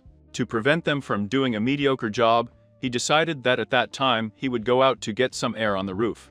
Before coming back and not moving from the seat between his two parents. He had spent the night with them, He woke up several times in the night at the slightest movement. Because his father was the one who was the more serious of the two. To the point where he had to shout to the doctors to come to the room to intubate his father because he wasn't breathing. Sakura, her mother, spoke, waking her up in an instant. "Are you okay? Does anything hurt?" "Let me check," he said with a jump, inspecting his mother's condition, looking for some ailment or problem. Mebuki's pale hands took Sakura's in an attempt to reassure. Her pain was more emotional than physical, and it soon became apparent as tears started streaming down her cheeks. Carefully, he took the cheeks of his adored daughter and caressed her. "I'm so sorry." Confused, she brought her hand to her mother's that was still on her cheeks. He waited in silence for her to continue speaking. "Everything that is happening to you is our fault, and we are finally paying for it. No, this is not her fault, it's just hers for messing with the Council of Elders. Do you know? Since you were born, we overprotected you, you were a miracle. When I married your dad, we found out that I couldn't have children. In the first few months I miscarried until I finally had you. That's why, when we found out that you wanted to be a ninja, we were very afraid, we spoiled you too much. And we repudiated Naruto so much for fear that something would happen to you." Now Sakura was crying next to her mother. "That's why I regret it now, because maybe we just hindered you, and now we cause everyone to hate you because of us." She wanted to tell her mother that it's not her fault, this has been because of the decisions and bad judgments. Because of the pain and anger that has come to become her consequence, not theirs. However, he had to bite himself again. The lip and shut up. In silence, the two cried until they had no more tears to let out. Sakura hugged her mother at all times, hoping that her mother could feel all the love she could transmit to her. Compensating for the regret she felt knowing that her mother's heart was going to break again. Another son was going to die in 2 more days. "I love you," Mom said, giving him a kiss on the forehead, while slowly Mebuki's eyes were closing from fatigue. Once he felt her heavy in his arms, he was carefully releasing her until he settled her on his bed. Then he turned and saw his father. Her heart contracted at the sight of him unconscious and his life hanging in the balance. He's going to die. She doesn't know when, if today, tomorrow, or in a month. She only knows, thanks to her medical knowledge, that he was not going to get out of this. "Goodbye, I love you, Dad," he kissed her forehead. "This is a farewell. It's not like I wasn't going to see them tomorrow, but I knew it would be harder to say goodbye if I did it the same day he left. I didn't have the courage to do it." Knowing that the doctors were going to arrive soon to do her morning checkup, she left the room to go get something to eat nearby and change of clothes. In the middle of the corridors, I saw people whispering at their sides. There were even patients who had stood aside. It didn't matter, she was still focused on the pain for her family. Since he knew it was only 9 o'clock in the morning, Naruto was supposed to be training with the rest of Team 7. He decided to go to the Ishiraku ramen stand so he could eat since 2 days before the attack. Just as he was crossing the hospital entrance door, he suddenly bumped into Inu and Sa, who were carrying large bouquets of flowers in their hands. The 3 of them stared at each other in silence with a certain degree of awkwardness. The last time they saw each other, Sale had accused, with good reason, of being the named poisonous flower. "Sakura, I thought you'd be with your parents," Hino said in an attempt to start a conversation. When a couple was going to enter the hospital, they coughed angrily, not because they were in the middle of the entrance, but because Sakura was in front of them. Accustomed, Sakura stepped aside, while Ino wrinkled her nose. "Come on, it stinks in here." People who don't know what respect is whisper, and not loud enough for the couple to hear them before entering.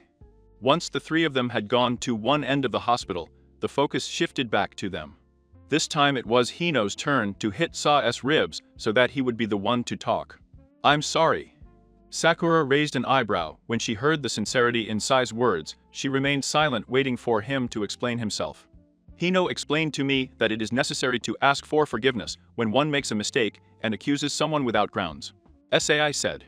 "Yesterday I could see that you are not who I thought. You worried about your grandparents." "We are so sorry about your parents," Hino said. "We came to deliver flowers to them." He finally smiled at them both. "Thank you both. You don't know how much I appreciate this." It actually felt revealing that someone believed that that dark side wasn't part of her. It felt good. It gave her a little glimmer of hope that she knew she should die. After all, He has to become a killing machine, like the old people want.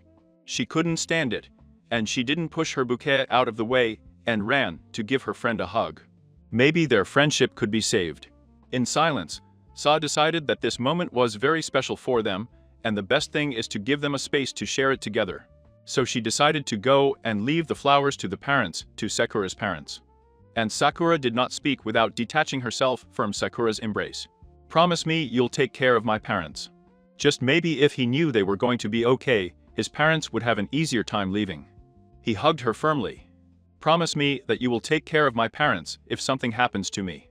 It was a soft whisper, that if it were not the closeness, I would think it had been his imagination. He pulled away far enough to look into her eyes, very worried.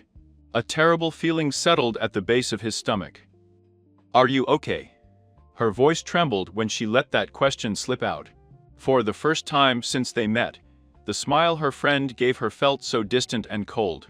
A poker smile she couldn't figure out if it was true or false. "I'm fine." He'll be lying.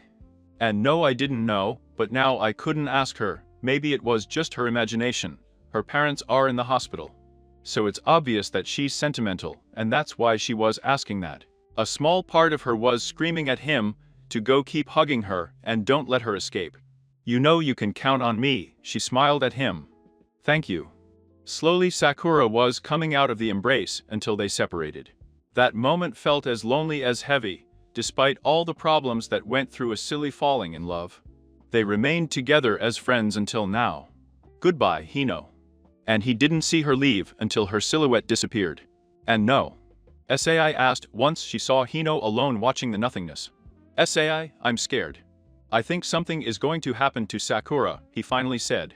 Sakura hadn't realized where her feet had taken her until finally, when she looked up. She realized that she was standing next to the hero's monument.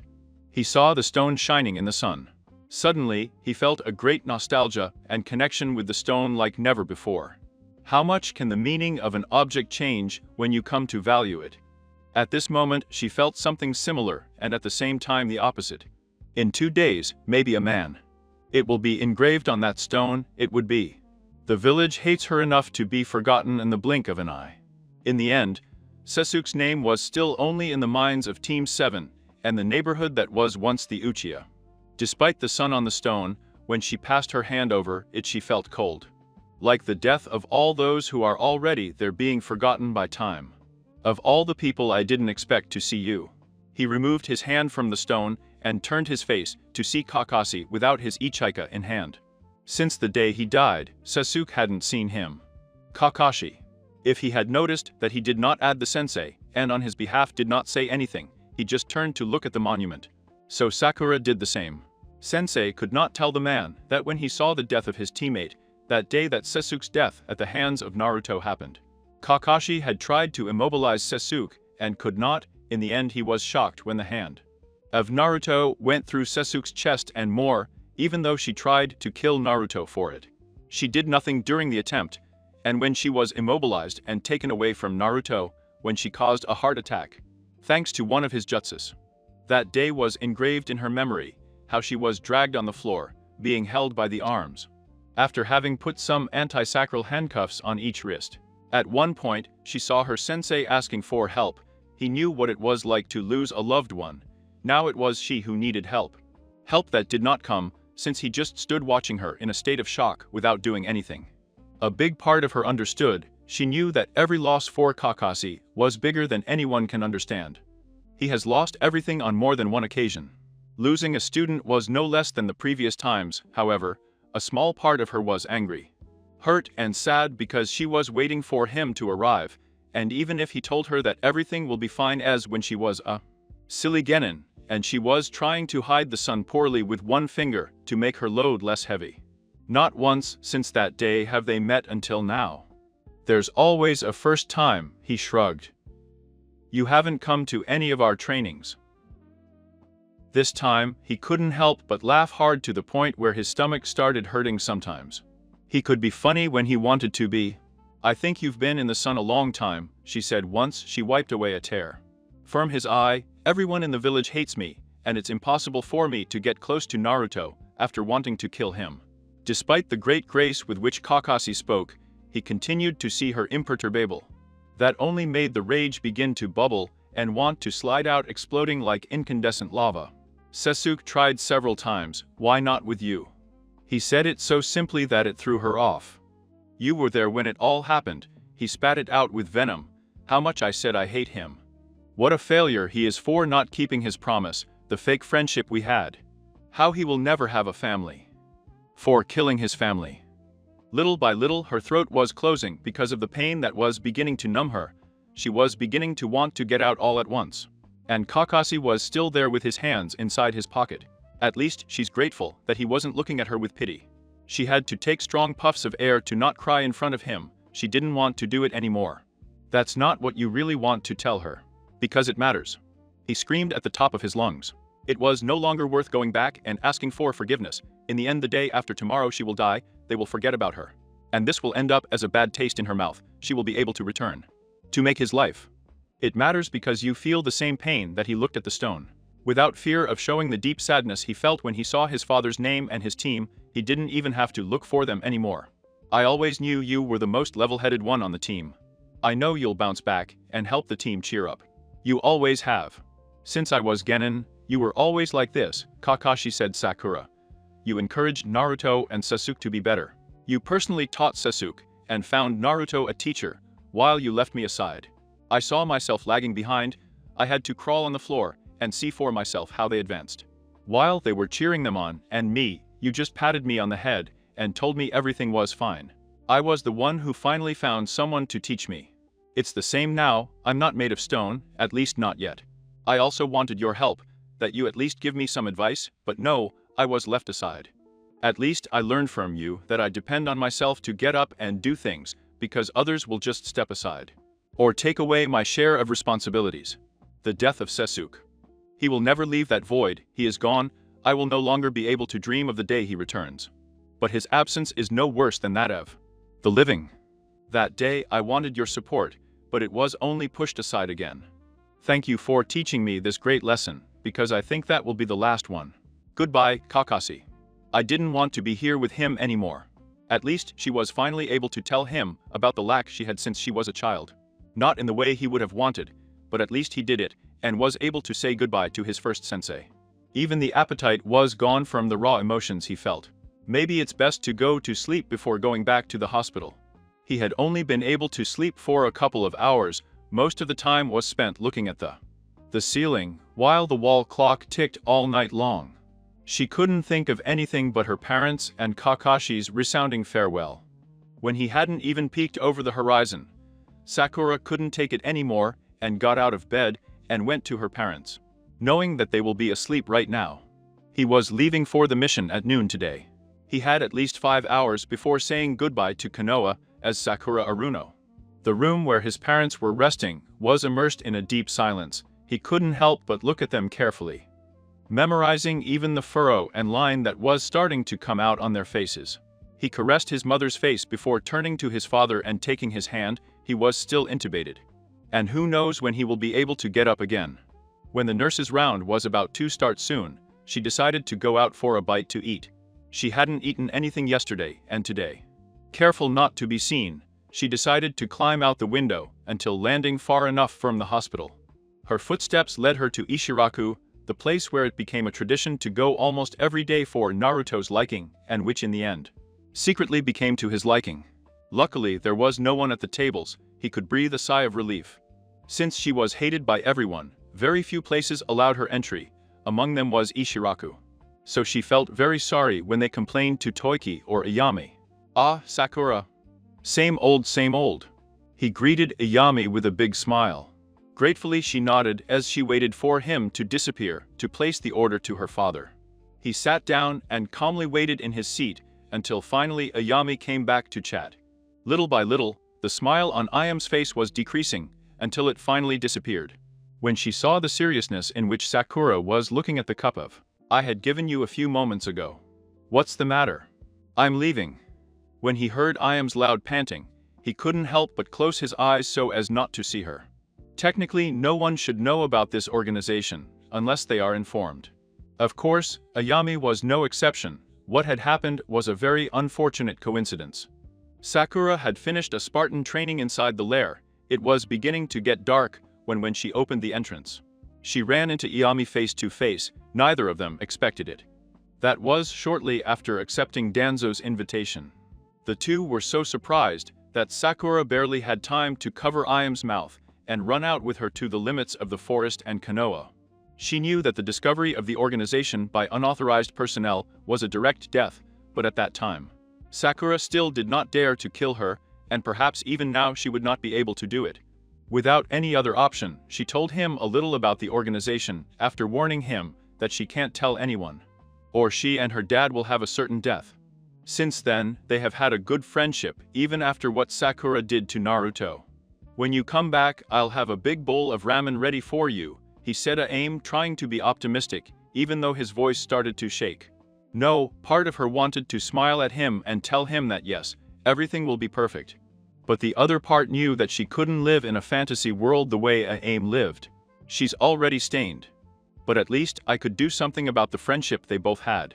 I will die tomorrow, and only the poisonous angel will remain. He took his hands from there to me firmly. You will never be able to address me by this name once I leave, or your family will die in the worst way. Between scared and sad, she couldn't tell what was the prevailing feeling inside. From there to me. She only knew that she hugged her friend tightly before wiping away her tears and sharing this moment with her. If he was going to leave, it had better be with a smile. Who knows, maybe I'll see her again eventually. There to me, give me 2 bowls of ramen. I'm starving. Sakura tensed up in her seat as she heard Naruto's cheerful voice on her back. His heart beat so hard that it seemed that at any moment he was going to run wild. Even Nermi, who had left his post to sit next to Sakura, was so surprised that he looked at Naruto with wide open eyes. There was behind her the person she most wanted to talk to and least expected to achieve it. Naruto. Naruto, who came smiling for some food before leaving for training, frowned slightly when he saw the pink hair sitting on one of the benches. Just like Sakura stood still, not knowing whether to turn around and come after training, or sit ignoring his presence. Ah? Naruto appeared toiki, unaware of the tension in the place. Congratulations. I heard that you met with the Yugas last night, and they agreed on you and Inata's marriage. This time, without being able to help it, she turned to see him because of the surprise. And he and Mata are engaged. When Emerald and Sapphire finally met, Sakura was grateful to be sitting because her legs faltered.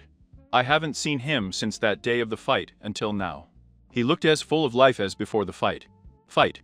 What are you doing here? He asked coldly. At that moment I just wanted to cry, ask for forgiveness, and hug him, hoping to ask for forgiveness, but I couldn't. She had to wrap her whole heart with tape before raising her forehead with pride and dignity. If it is true that he is a committed man, then there was no longer any reason to cling to an illusion. He wasn't doing any good here, and his career was over. He stiffened his gaze and lifted his chin as he crossed his arms. Having breakfast. It seems that intelligence is not gained by compromise, she replied in the same cold tone with which he had. He asked. She wasn't going to be intimidated. She's a murderer, for God's sake. Many are looking for his head, and he has left a path full of blood where he passes. No, I wasn't going to cry in front of Naruto. You're not worth fighting with. You just hold on to what you want, and don't see the big picture. He stood up from his seat, his eyes widened with surprise, and his heart was squeezed to the point of believing that it was burning. That was overstepping the mark by hinting about Sasuke. It's a wound that's unlikely to close. After all, it was his first love. How dare you? You have no right to talk about Sasuke in this, Bruno. If I had known you were coming, I would have avoided meeting you. For a brief moment, Naruto's face was filled with pain, before he looked very angry like Sakura. I should say the same, I always come to this place. It seems like you're the one who's here for me. When he saw the haughty smile, he couldn't help but raise his hand to hit her face, until that unpleasant smile was erased. Hit me. It's always what you've done. It won't be any different, Naruto said in a steely voice. Twinge after twinge, thousands of needles were embedded again and again with every second that passed by Naruto. It was all I could do. He was right, she always spent her time hitting him. If she did it one more time, Nothing was going to change. Too bad I can't turn back time. It can only go forward. You're right, Uzumaki. I can't go on like this anyway, no one needs me here, she said, finally letting the truth out. I'm not welcome in Konoha anyway. He picked up the backpack he had left under his seat, bit his lip, and sighed heavily before seeing Naruto again. That he was still in the same place. Seeing Sakura relax, he doubts himself. I'll make sure we don't meet again. If I see you in the distance, I'll turn around so I don't see us. This is a goodbye, Uzumaki. Without giving him time to react to a stunned Naruto, he left the money on the table and went straight to the entrance waiting for his team. This is not how he would have wanted to say goodbye to Naruto, but it's better than nothing. Ah, you're here, Tenten said at the entrance, greeting Sakura with a smile. Next to her were La, Kiba, and Akamaru. He almost wanted to laugh at the cruelty. That they were the elderly. They were always impartial to her. It's not like they asked her out, but every time they saw her they talked to her politely. This is cutting ties completely. Cherry Blossom greeted him as soon as he arrived. Although he did not look the same joy with which he always greeted him every time he saw him, he still called him that nickname, with which he now became fond. When you ignore what you have in your hands, when you lose it, you realize how valuable it was. His chest felt like a black hole about to implode from the pain. When Kiva, the leader of the mission, started, with every step he took away from Konoha, he felt that Sakura disappeared. As a small flame began to get smaller before going out, and with every step forward, the Grim Reaper was waiting for her. To put an end to his life, his identity and his memories, to transform into someone completely different. Eldeta to the ideals of the Council of Elders. The surprise arrival of Hino Izai at his home, his parents in the hospital, his release with Kakashi, and the confrontation with Naruto was much more intense and unexpected than he expected. It would have been good for his soul not to have left more wounds on her. I just wanted to shout one thing, and that's enough. Unfortunately, the would-be does not exist. A small tear slid down her cheek, going unnoticed thanks to being the last one in line. It was already late afternoon when they decided to take a short break. The mission being not very difficult, they even had time to go walking, as it is only to deliver a report, and in their opinion, 3 days was too much when they don't even have to cross into another country. The afternoon was still lighting up the sky, so there was no need to use a campfire to light them up yet. He had gone to check the perimeter, while the others went to have a snack before moving on. With only 5 hours barely traveled, and the light on them, Sakura doubted that they would be attacked at this moment. So she tried to distract her mind with the granola bar in hand that did not feel any flavor. I wasn't even hungry. You're feeling fine. When she looked up, she saw Tenten sitting next to her. You look very pale. Tenten's concern looked genuine, and out of the corner of her eye she saw Kiba and Kamaru looking at her in silence. She rested her hand on his crossed leg and chewed what she had slowly, making time to think something that is not very dirty. Suspicious but not distant either. If you're not feeling well, we can come back, Tenten said. I met Naruto before going to the gates, he instantly said in a careful whisper to look slightly pitiful. Oh, Tenten said without saying anything else. You could see on her face that she didn't know what else to say, and how sorry she was for asking. At times like this is his trump card. Bringing up the topic of Sasuke or Naruto for everyone around her is a taboo when she is around. Not for nothing is known both inside and outside Konoha the reason why the two are fighting. Allah Naruto, said Kiba, getting up firm where he was sitting. The two Kunoichi stared at him with wide eyes, seeing his angry outburst. We all know that this treatment they give you is not justified. If they did something like that to Hinata, even to Shino. His face darkened. There was no need for her to keep talking, they both knew the rest in the sentence murder. That left a bad taste in Sakura's mouth. To say that he was justifying her, and even agreeing with what she almost did, is not the best path to take. It's even against what she professed as a doctor. Death shouldn't be an option, unless you have a bloodbath coming your way for selfish and perverse reasons, which Naruto never did. What she did was because of her blindness due to hatred and denial to the death of who was her first love. She couldn't let others want to get close to her, she didn't want to be pitied now, Never, nor her affection, when now will only cause you pain if you try to get close to her again. I don't need your sympathy, Sakura said, putting her bar wrap in her backpack. What I did is not justified. Naruto just did what he had to do. That you're mad at him because you didn't have the guts to ask Hinata to be your girlfriend, don't use me as a shield to rant about him. One hand darted to the front of her t-shirt and was lifted off the ground or forcibly. As she looked up, she saw Kiva's angry, sharp eyes staring at her from inches away over hers that looked calm.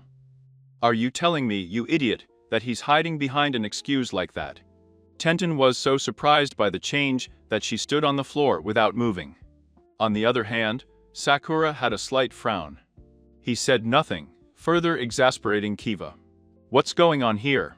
He asked her, appearing. None of the three moved.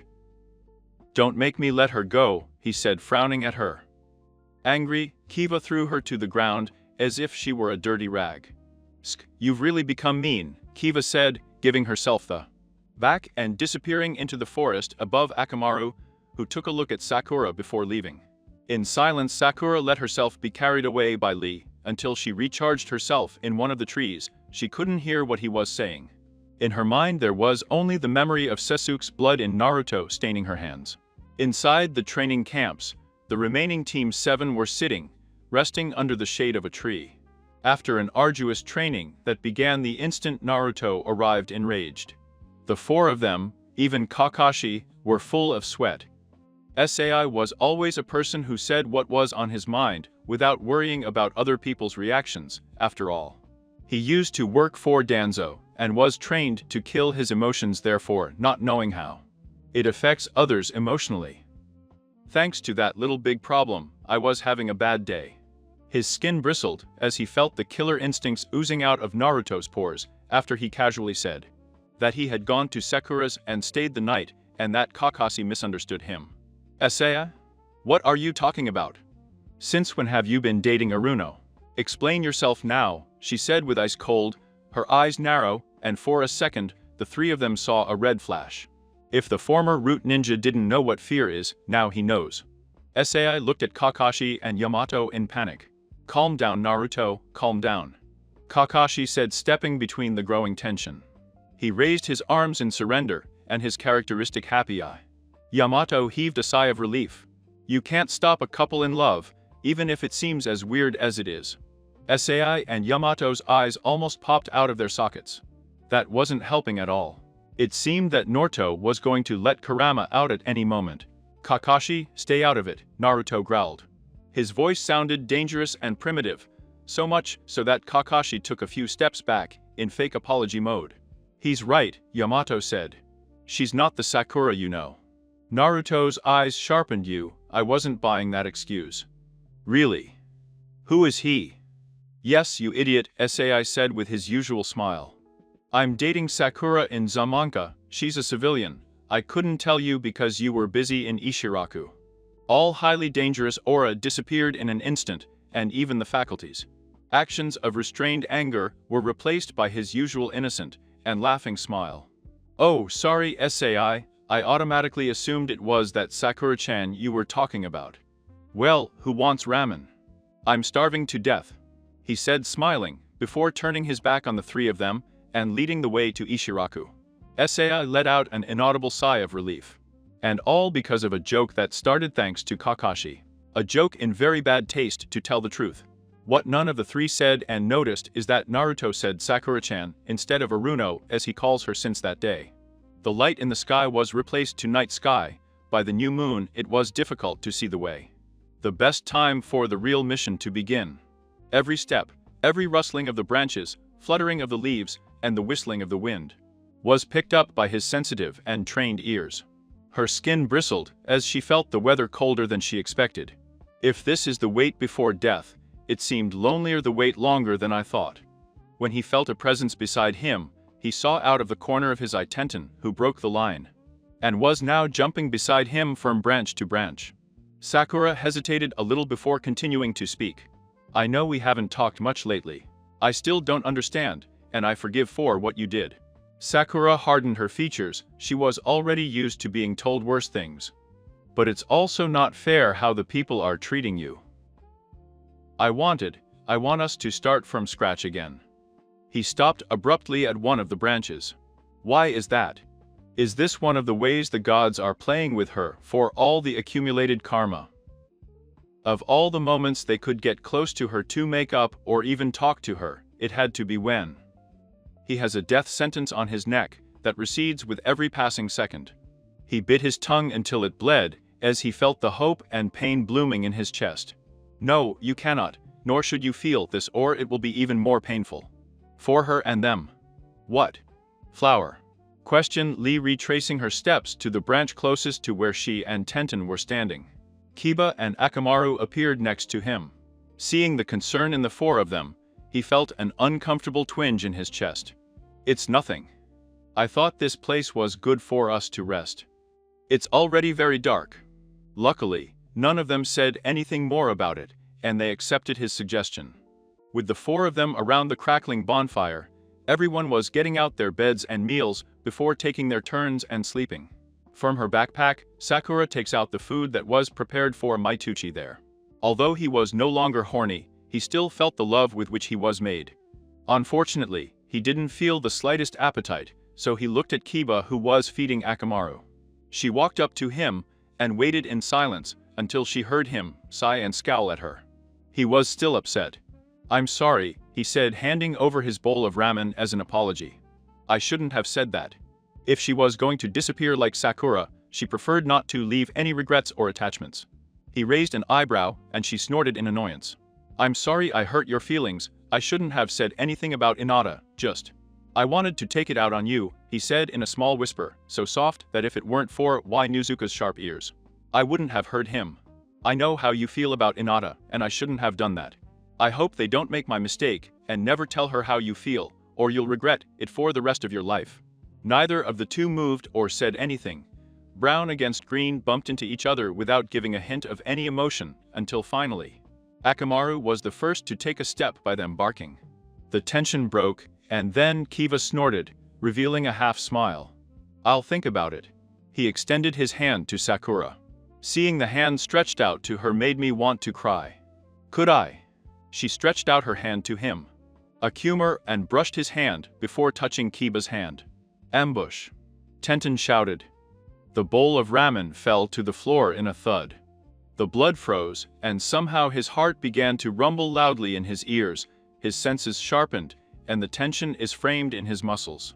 Forgetting his bleeding hand at the sight of the four masked ninjas. I'm not ready, Sakura thought, feeling an icy cold running in her body. His sense of survival was activated involuntarily.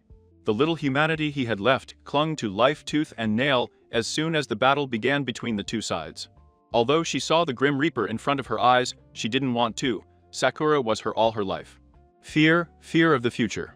Someone will cry for her. Protect the scroll. Tenten shouted. His voice was heard in the distance. Lee was using taijutsu to fight a burly shinobi who could apparently stop his attacks. Sakura threw a crib and the nearest ninja and ran towards Lee, but she is stopped by a water jutsu that hit her arm. She let out a whimper and looked at the kunoichi. If he didn't have the mask, I would have guessed that he was smiling haughtily. Angrily she ran, and the two began a dance of blows between them. The girl even dared to yawn as if this bored her. Oh, I didn't know who she was with. I was getting in. With a quick sweep of his feet, he knocked her off balance, brought chakra to his fist, and hit her right in the stomach. I take this opportunity to rush out to help his colleagues who seemed to be having problems. Tenten was thrown into a tree by a kick straight to her chest. She had her head trampled by another child. Her arm was in a strange position, and both Kiba and Akamaru were standing, but full of bleeding cuts. She looked at them in horror because the elders commanded the elite.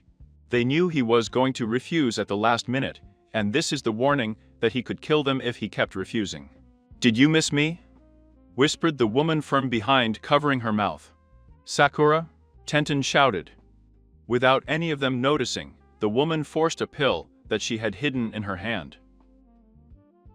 He had no choice but to swallow it. There was no choice but to wait for him to kill her. Or that would have been it if it wasn't for the man attacking Tenten. kept kicking her over and over until he heard her ribs snap. No. Time stopped. Her blood started boiling. If they weren't going to kill her and leave, then, if the Grim Reaper came for her, she could take more people, and these really. The elders never said that I should leave the murderers unharmed or alive. She glared furiously at the woman holding her. Without warning, she broke her jaw. She ran towards the man who was still kicking Tenten, just as he turned to look. Seeing her, she took flight and kicked him in the ribs, using enhanced chakra. He did not stand or move again. He took out 2 cribs and threw them at the boy who kept stretching Lee's arms, although these were already broken. He let go of him when he cradled them, and they buried themselves in his shoulders. She ran and pulled out another crib and buried it next to it.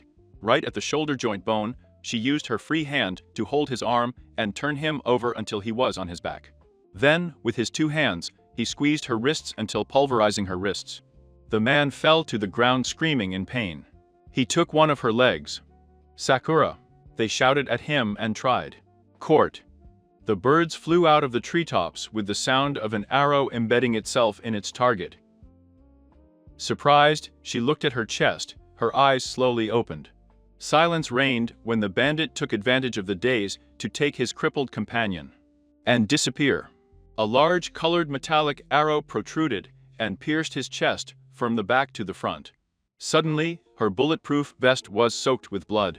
She took a few steps forward before her strength disappeared, and she fell flat on the floor, if not because a pair of arms grabbed her. His vision became blurred, so he only saw a brown bush, so he guessed that it was Kiba. Sakura, listen to me. Don't fall asleep. We will take you as fast as possible to Konoha, a woman shouted. Tenten, Sakura thought. I can't take Sakura, Kiba, you have to take her. Lee shouted. Their voices could be heard far away. His vision was sandwiched between blurry and sharp. She was starting to feel very cold, despite feeling Akamaru's soft hair under her, and Kiva's arms surrounding her carefully so as not to touch the arrow. Kiva said before he started coughing up blood. The metallic taste kept on and on trickling in a little thread out of his mouth. Not her voice sounded hysterical. You will tell me in Konoha, you still have to talk to him. They are part of Team 7. I felt cold, very cold. I could see nothing but dark spots, and I was very sleepy. I'm sorry, Kiva. I'm sorry that you're the one who carried me to Konoha. A thunder rumbled and shook so loudly in Konoha that even the window panes as objects trembled before its power. Soon after, a torrential rain began to fall that almost looked like a storm when it was sunny a few moments ago. Many old people, like ninjas, rushed to take shelter in their nearest houses or premises. Truum. Thunder noise. Tsunade dropped the brush and shuddered. He felt an unpleasant and similar tingling as when Hiraya died. Sakura inadvertently appeared in his mind. As he turned his seat towards the village, he saw the raindrops collide and slide down his bay window, almost like a stream. I needed a drink. And he didn't look at the rain from his bedroom window. She hugged the pillow tightly in her arms. I still felt that unsettling feeling that something was wrong with Sakura, and since then it didn't go away. Her mother came into the room with a tray of food and left it in the bureau. Seeing that her daughter didn't even look at her, she sighed. She didn't know what was wrong with her daughter. He assumed it was just a few simple problems, so he quietly left the room. Yamato, Sai and Kakashi were playing fourth in size department when the room was lit up with the thunder noise that shook the whole room. The crystal glasses on the table rumbled by the force of the thunder. The 3 of them looked at each other as if looking for the other's confirmation, the feeling that something had happened. And they didn't know what made the card game in hand forgotten. Inside Naruto's apartment, he was in bed looking at the ceiling seriously. He couldn't sleep even if he wanted to. He was still in a bad mood. Even the ramen didn't cheer him up like it always did. Naruto-kun. Inada asked, moving under the covers. She slipped a little, revealing her bare back by leaning on his arms to see Naruto. MH. Are you okay? Yes, it's nothing, he said after a moment. He gave her a smile. Although she was not very convinced, she settled next to Naruto until she hugged him, in an attempt to give him all the encouragement and support she could. Trum. Crash. Torrential rain began to lash the window. I'll go see what broke, Naruto said, leaving the bed without Inada being able to say To say nothing. He put on a pair of trousers and went outside, without turning on the light. He could see thanks to the light of a lightning bolt the object that fell, a portrait. As he picked it up, his gaze softened at the sight of the original Team 7, until he saw something he didn't like. With his thumb, he traced the only line that was created on the glass. From the retraction, a horizontal line that went through Sakura's neck. A shiver ran down his spine. He went to the window directly outside Konoha, with a mixture of contradictory feelings. The rain didn't let up all night, not even when it was starting to dawn. This one couldn't. It could be seen by the dense clouds that covered the sky. Many had to run to get to their destinations. Among them was Tsunade, who was cranky. She wanted to take the bottle from its secret hiding place inside the desk, but at the same time she didn't feel like doing it. She was feeling a little restless. He sat down, looked at his papers, looked at Konoha from the window, read the backs of some books on the shelf, and finally sat down again. This time with a takeout bottle in hand. What the hell? She murmured to herself. He opened the bottle and took a swig straight from the mouthpiece. Tsunade-sama. Shizune entered the room so loudly that the serving bottle in Tsunade's hands almost slipped out of her hands. What? She asked him, between scared by his entrance and nervous about being scolded again for being drinking during work hours. And so early in the morning. The La team is back. I wanted to say something else, but the words wouldn't come out. Tsunade's eyes widened. Already? That wasn't very fast. She was speechless when she saw the tears in her eyes. He inhaled hard. Oh no. He almost jumped out of his chair and walked out of the room like Alma. What the devil wears, he shouted and pushed every person who crossed his path. Lee was in the hospital waiting room. His arms up to his shoulder were full of bandages. He had his head down. Next to him, Gay was giving him small pats in silence, while they waited for Tenten, who was in the front room. Together with Akiva, the two were being treated and examined. They had a couple of broken ribs, one of them punctured his lung. He didn't notice thanks to the adrenaline. Akiva was being supplied with blood because he lost too much. His face looked pale with a very marked dark circles under his eyes. We are here for you, he whispers, and with sadness. Lee's eyes were bloodshot. They hadn't slept at all, and their bodies were beyond the limit because they were forced to arrive on time. He couldn't. His teammates were injured, being him the leader, and he couldn't do anything, and Sakura. He buried his face in his hands. He felt miserable, incredulous, angry and dismayed. Where is he? A voice boomed like thunder. There was a knot in his stomach. Suddenly he wanted to disappear, or have chakra, as to be able to disappear in a smoke bomb. The sound of some heels clicking-clacking hurriedly came closer and closer until he met them through the hands. What happened? Sun demanded, raising her voice more and more every time she spoke. He did not move a single centimeter. Your friend is talking to you. He shouted, not caring that several heads turned in his direction. Tsunade-sama, you must understand that. No. Why is that? He interrupted Gay, his eyes narrowing dangerously. Seeing the sadness on Gay's face, he bristled even more, turned around and entered the front room. As soon as he entered, he saw that Kiba and Akamaru looked away, while Tenten's eyes filled with tears. Her skin went goosebumps. There was no Sakura. Where is he? His thunderous voice became fragile as the thinnest crystal. Tsunade-sama. An ambush. We tried, we ran, Tenten said before her voice cracked, and she couldn't keep talking. We ran and tried everything, she kept going with an empty voice. She looked at her hands that were still full of blood. Her blood mixed with Sakura's. We tried everything we knew, but we couldn't save her. He died in my hands. I'm sorry. She died in my hands before I arrived. The Senju fell with a thud to the ground. His open eyes stared in terror here at his blood-filled hands. What had he done? I had seen the signs that I should not take Sakura out of Konoha. She was not well, and I still sent her to the mission. It's her fault, she led her to her death. It's his fault. He fell to the ground in a dry blow. His eyes were out of focus, staring into nothingness. Or so others believed. Okage-sama. He asked that I was worried. She did not hear him. Several shapeless shadows appeared in front of her. One by one, they began to laugh at her more and more loudly. He covered his ears in an attempt to stop them. It's your fault. He pointed to one of the ways. They died because you didn't do anything. You never do anything. Murderer. No, I didn't kill them. Tsunade shrieked. Her tears were falling inordinately down her cheeks. I did what I could. Both Tenten and Kiba stared in amazement at the woman who was supposed to be their Okage, lying on the floor, rocking back and forth, while looking at something they could not see. That image is as frightening as it is regrettable. For the first time in a long time, they both looked at an elderly woman, instead of the young Okage she was trying to look like. As much as they wanted to look away from this scene, they couldn't look away. Tsunade watched those forms become more and more that the room was filled with them.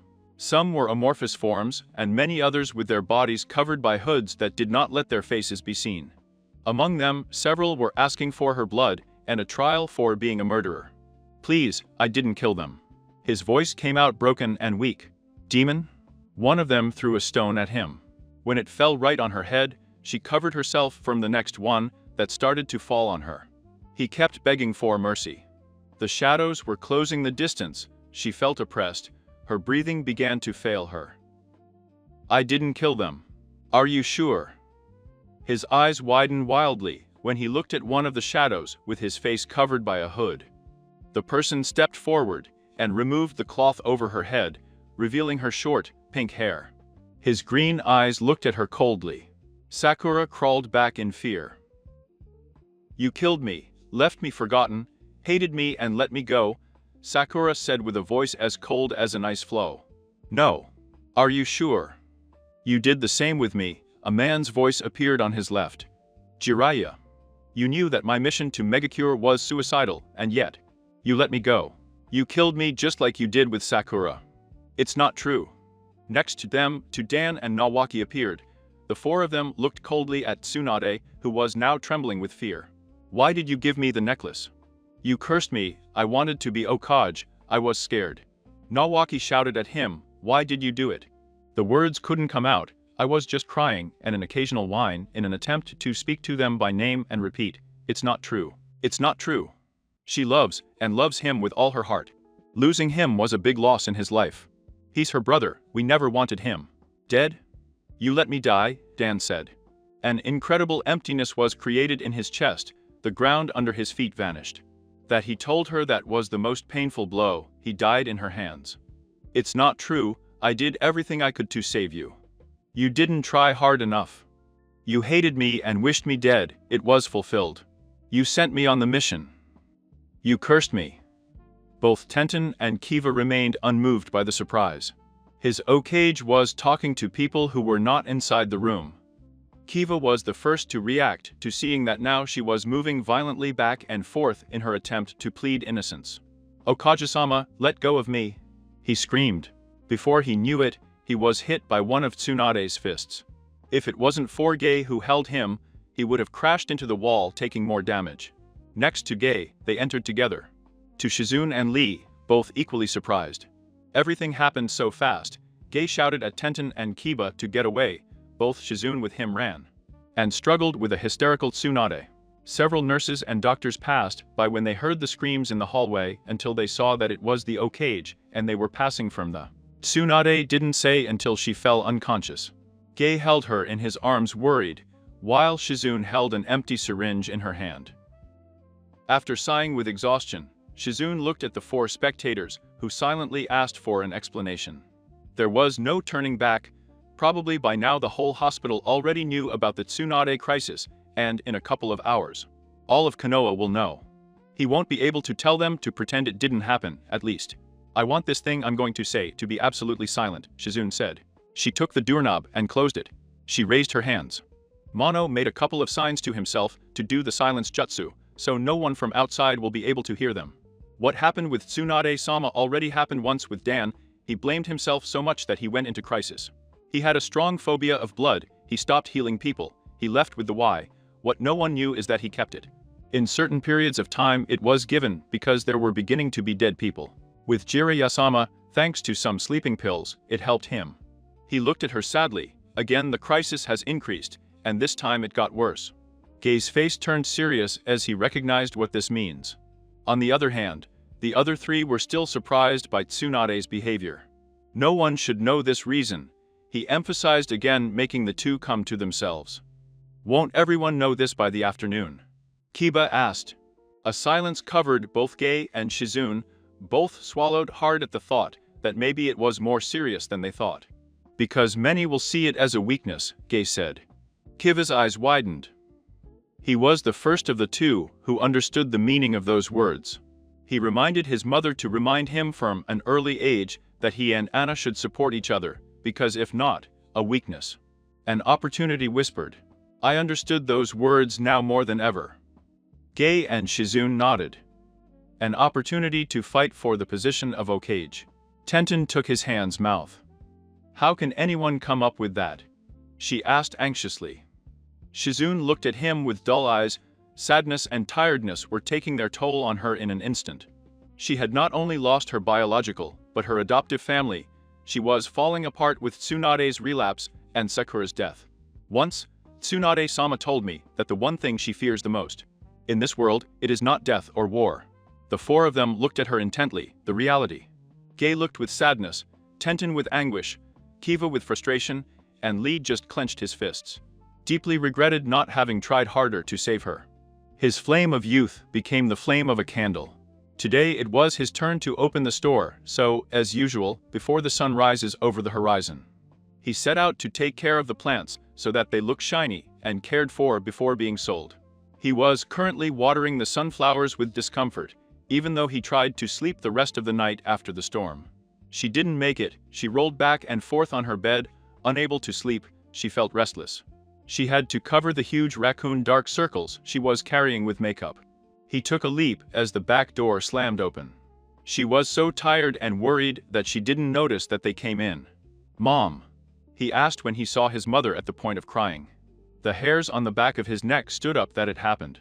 All he thought was that something might have happened to his father. He threw down the watering can and ran to his mother to take her hands. And no, honey, Yuri said between the hiccups. Sakura is dead. He didn't whisper, and no. He took a few steps back away from his mother. Promise me you'll take care of my parents. No, she couldn't have known that she was going to die on her mission. They killed Sakura. His chest began to ache with agony. And her best friend is dead. Hino. Hinoichi, help me, Hino has fainted. With his hand resting on the tripod for the serum, Mebuki walked as fast as his aching body gave him, ignoring the two nurses who followed behind him until he reached the reception. He took long puffs of air, his face was broken, red from the effort, and small beads of sweat accumulated on her forehead. Let go of me. She screamed at the nurses who touched her shoulder in an attempt to get her back to bed. Sakura Aruno, her room.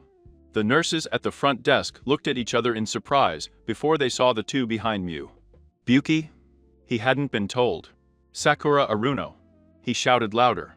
208, whispered the nurse.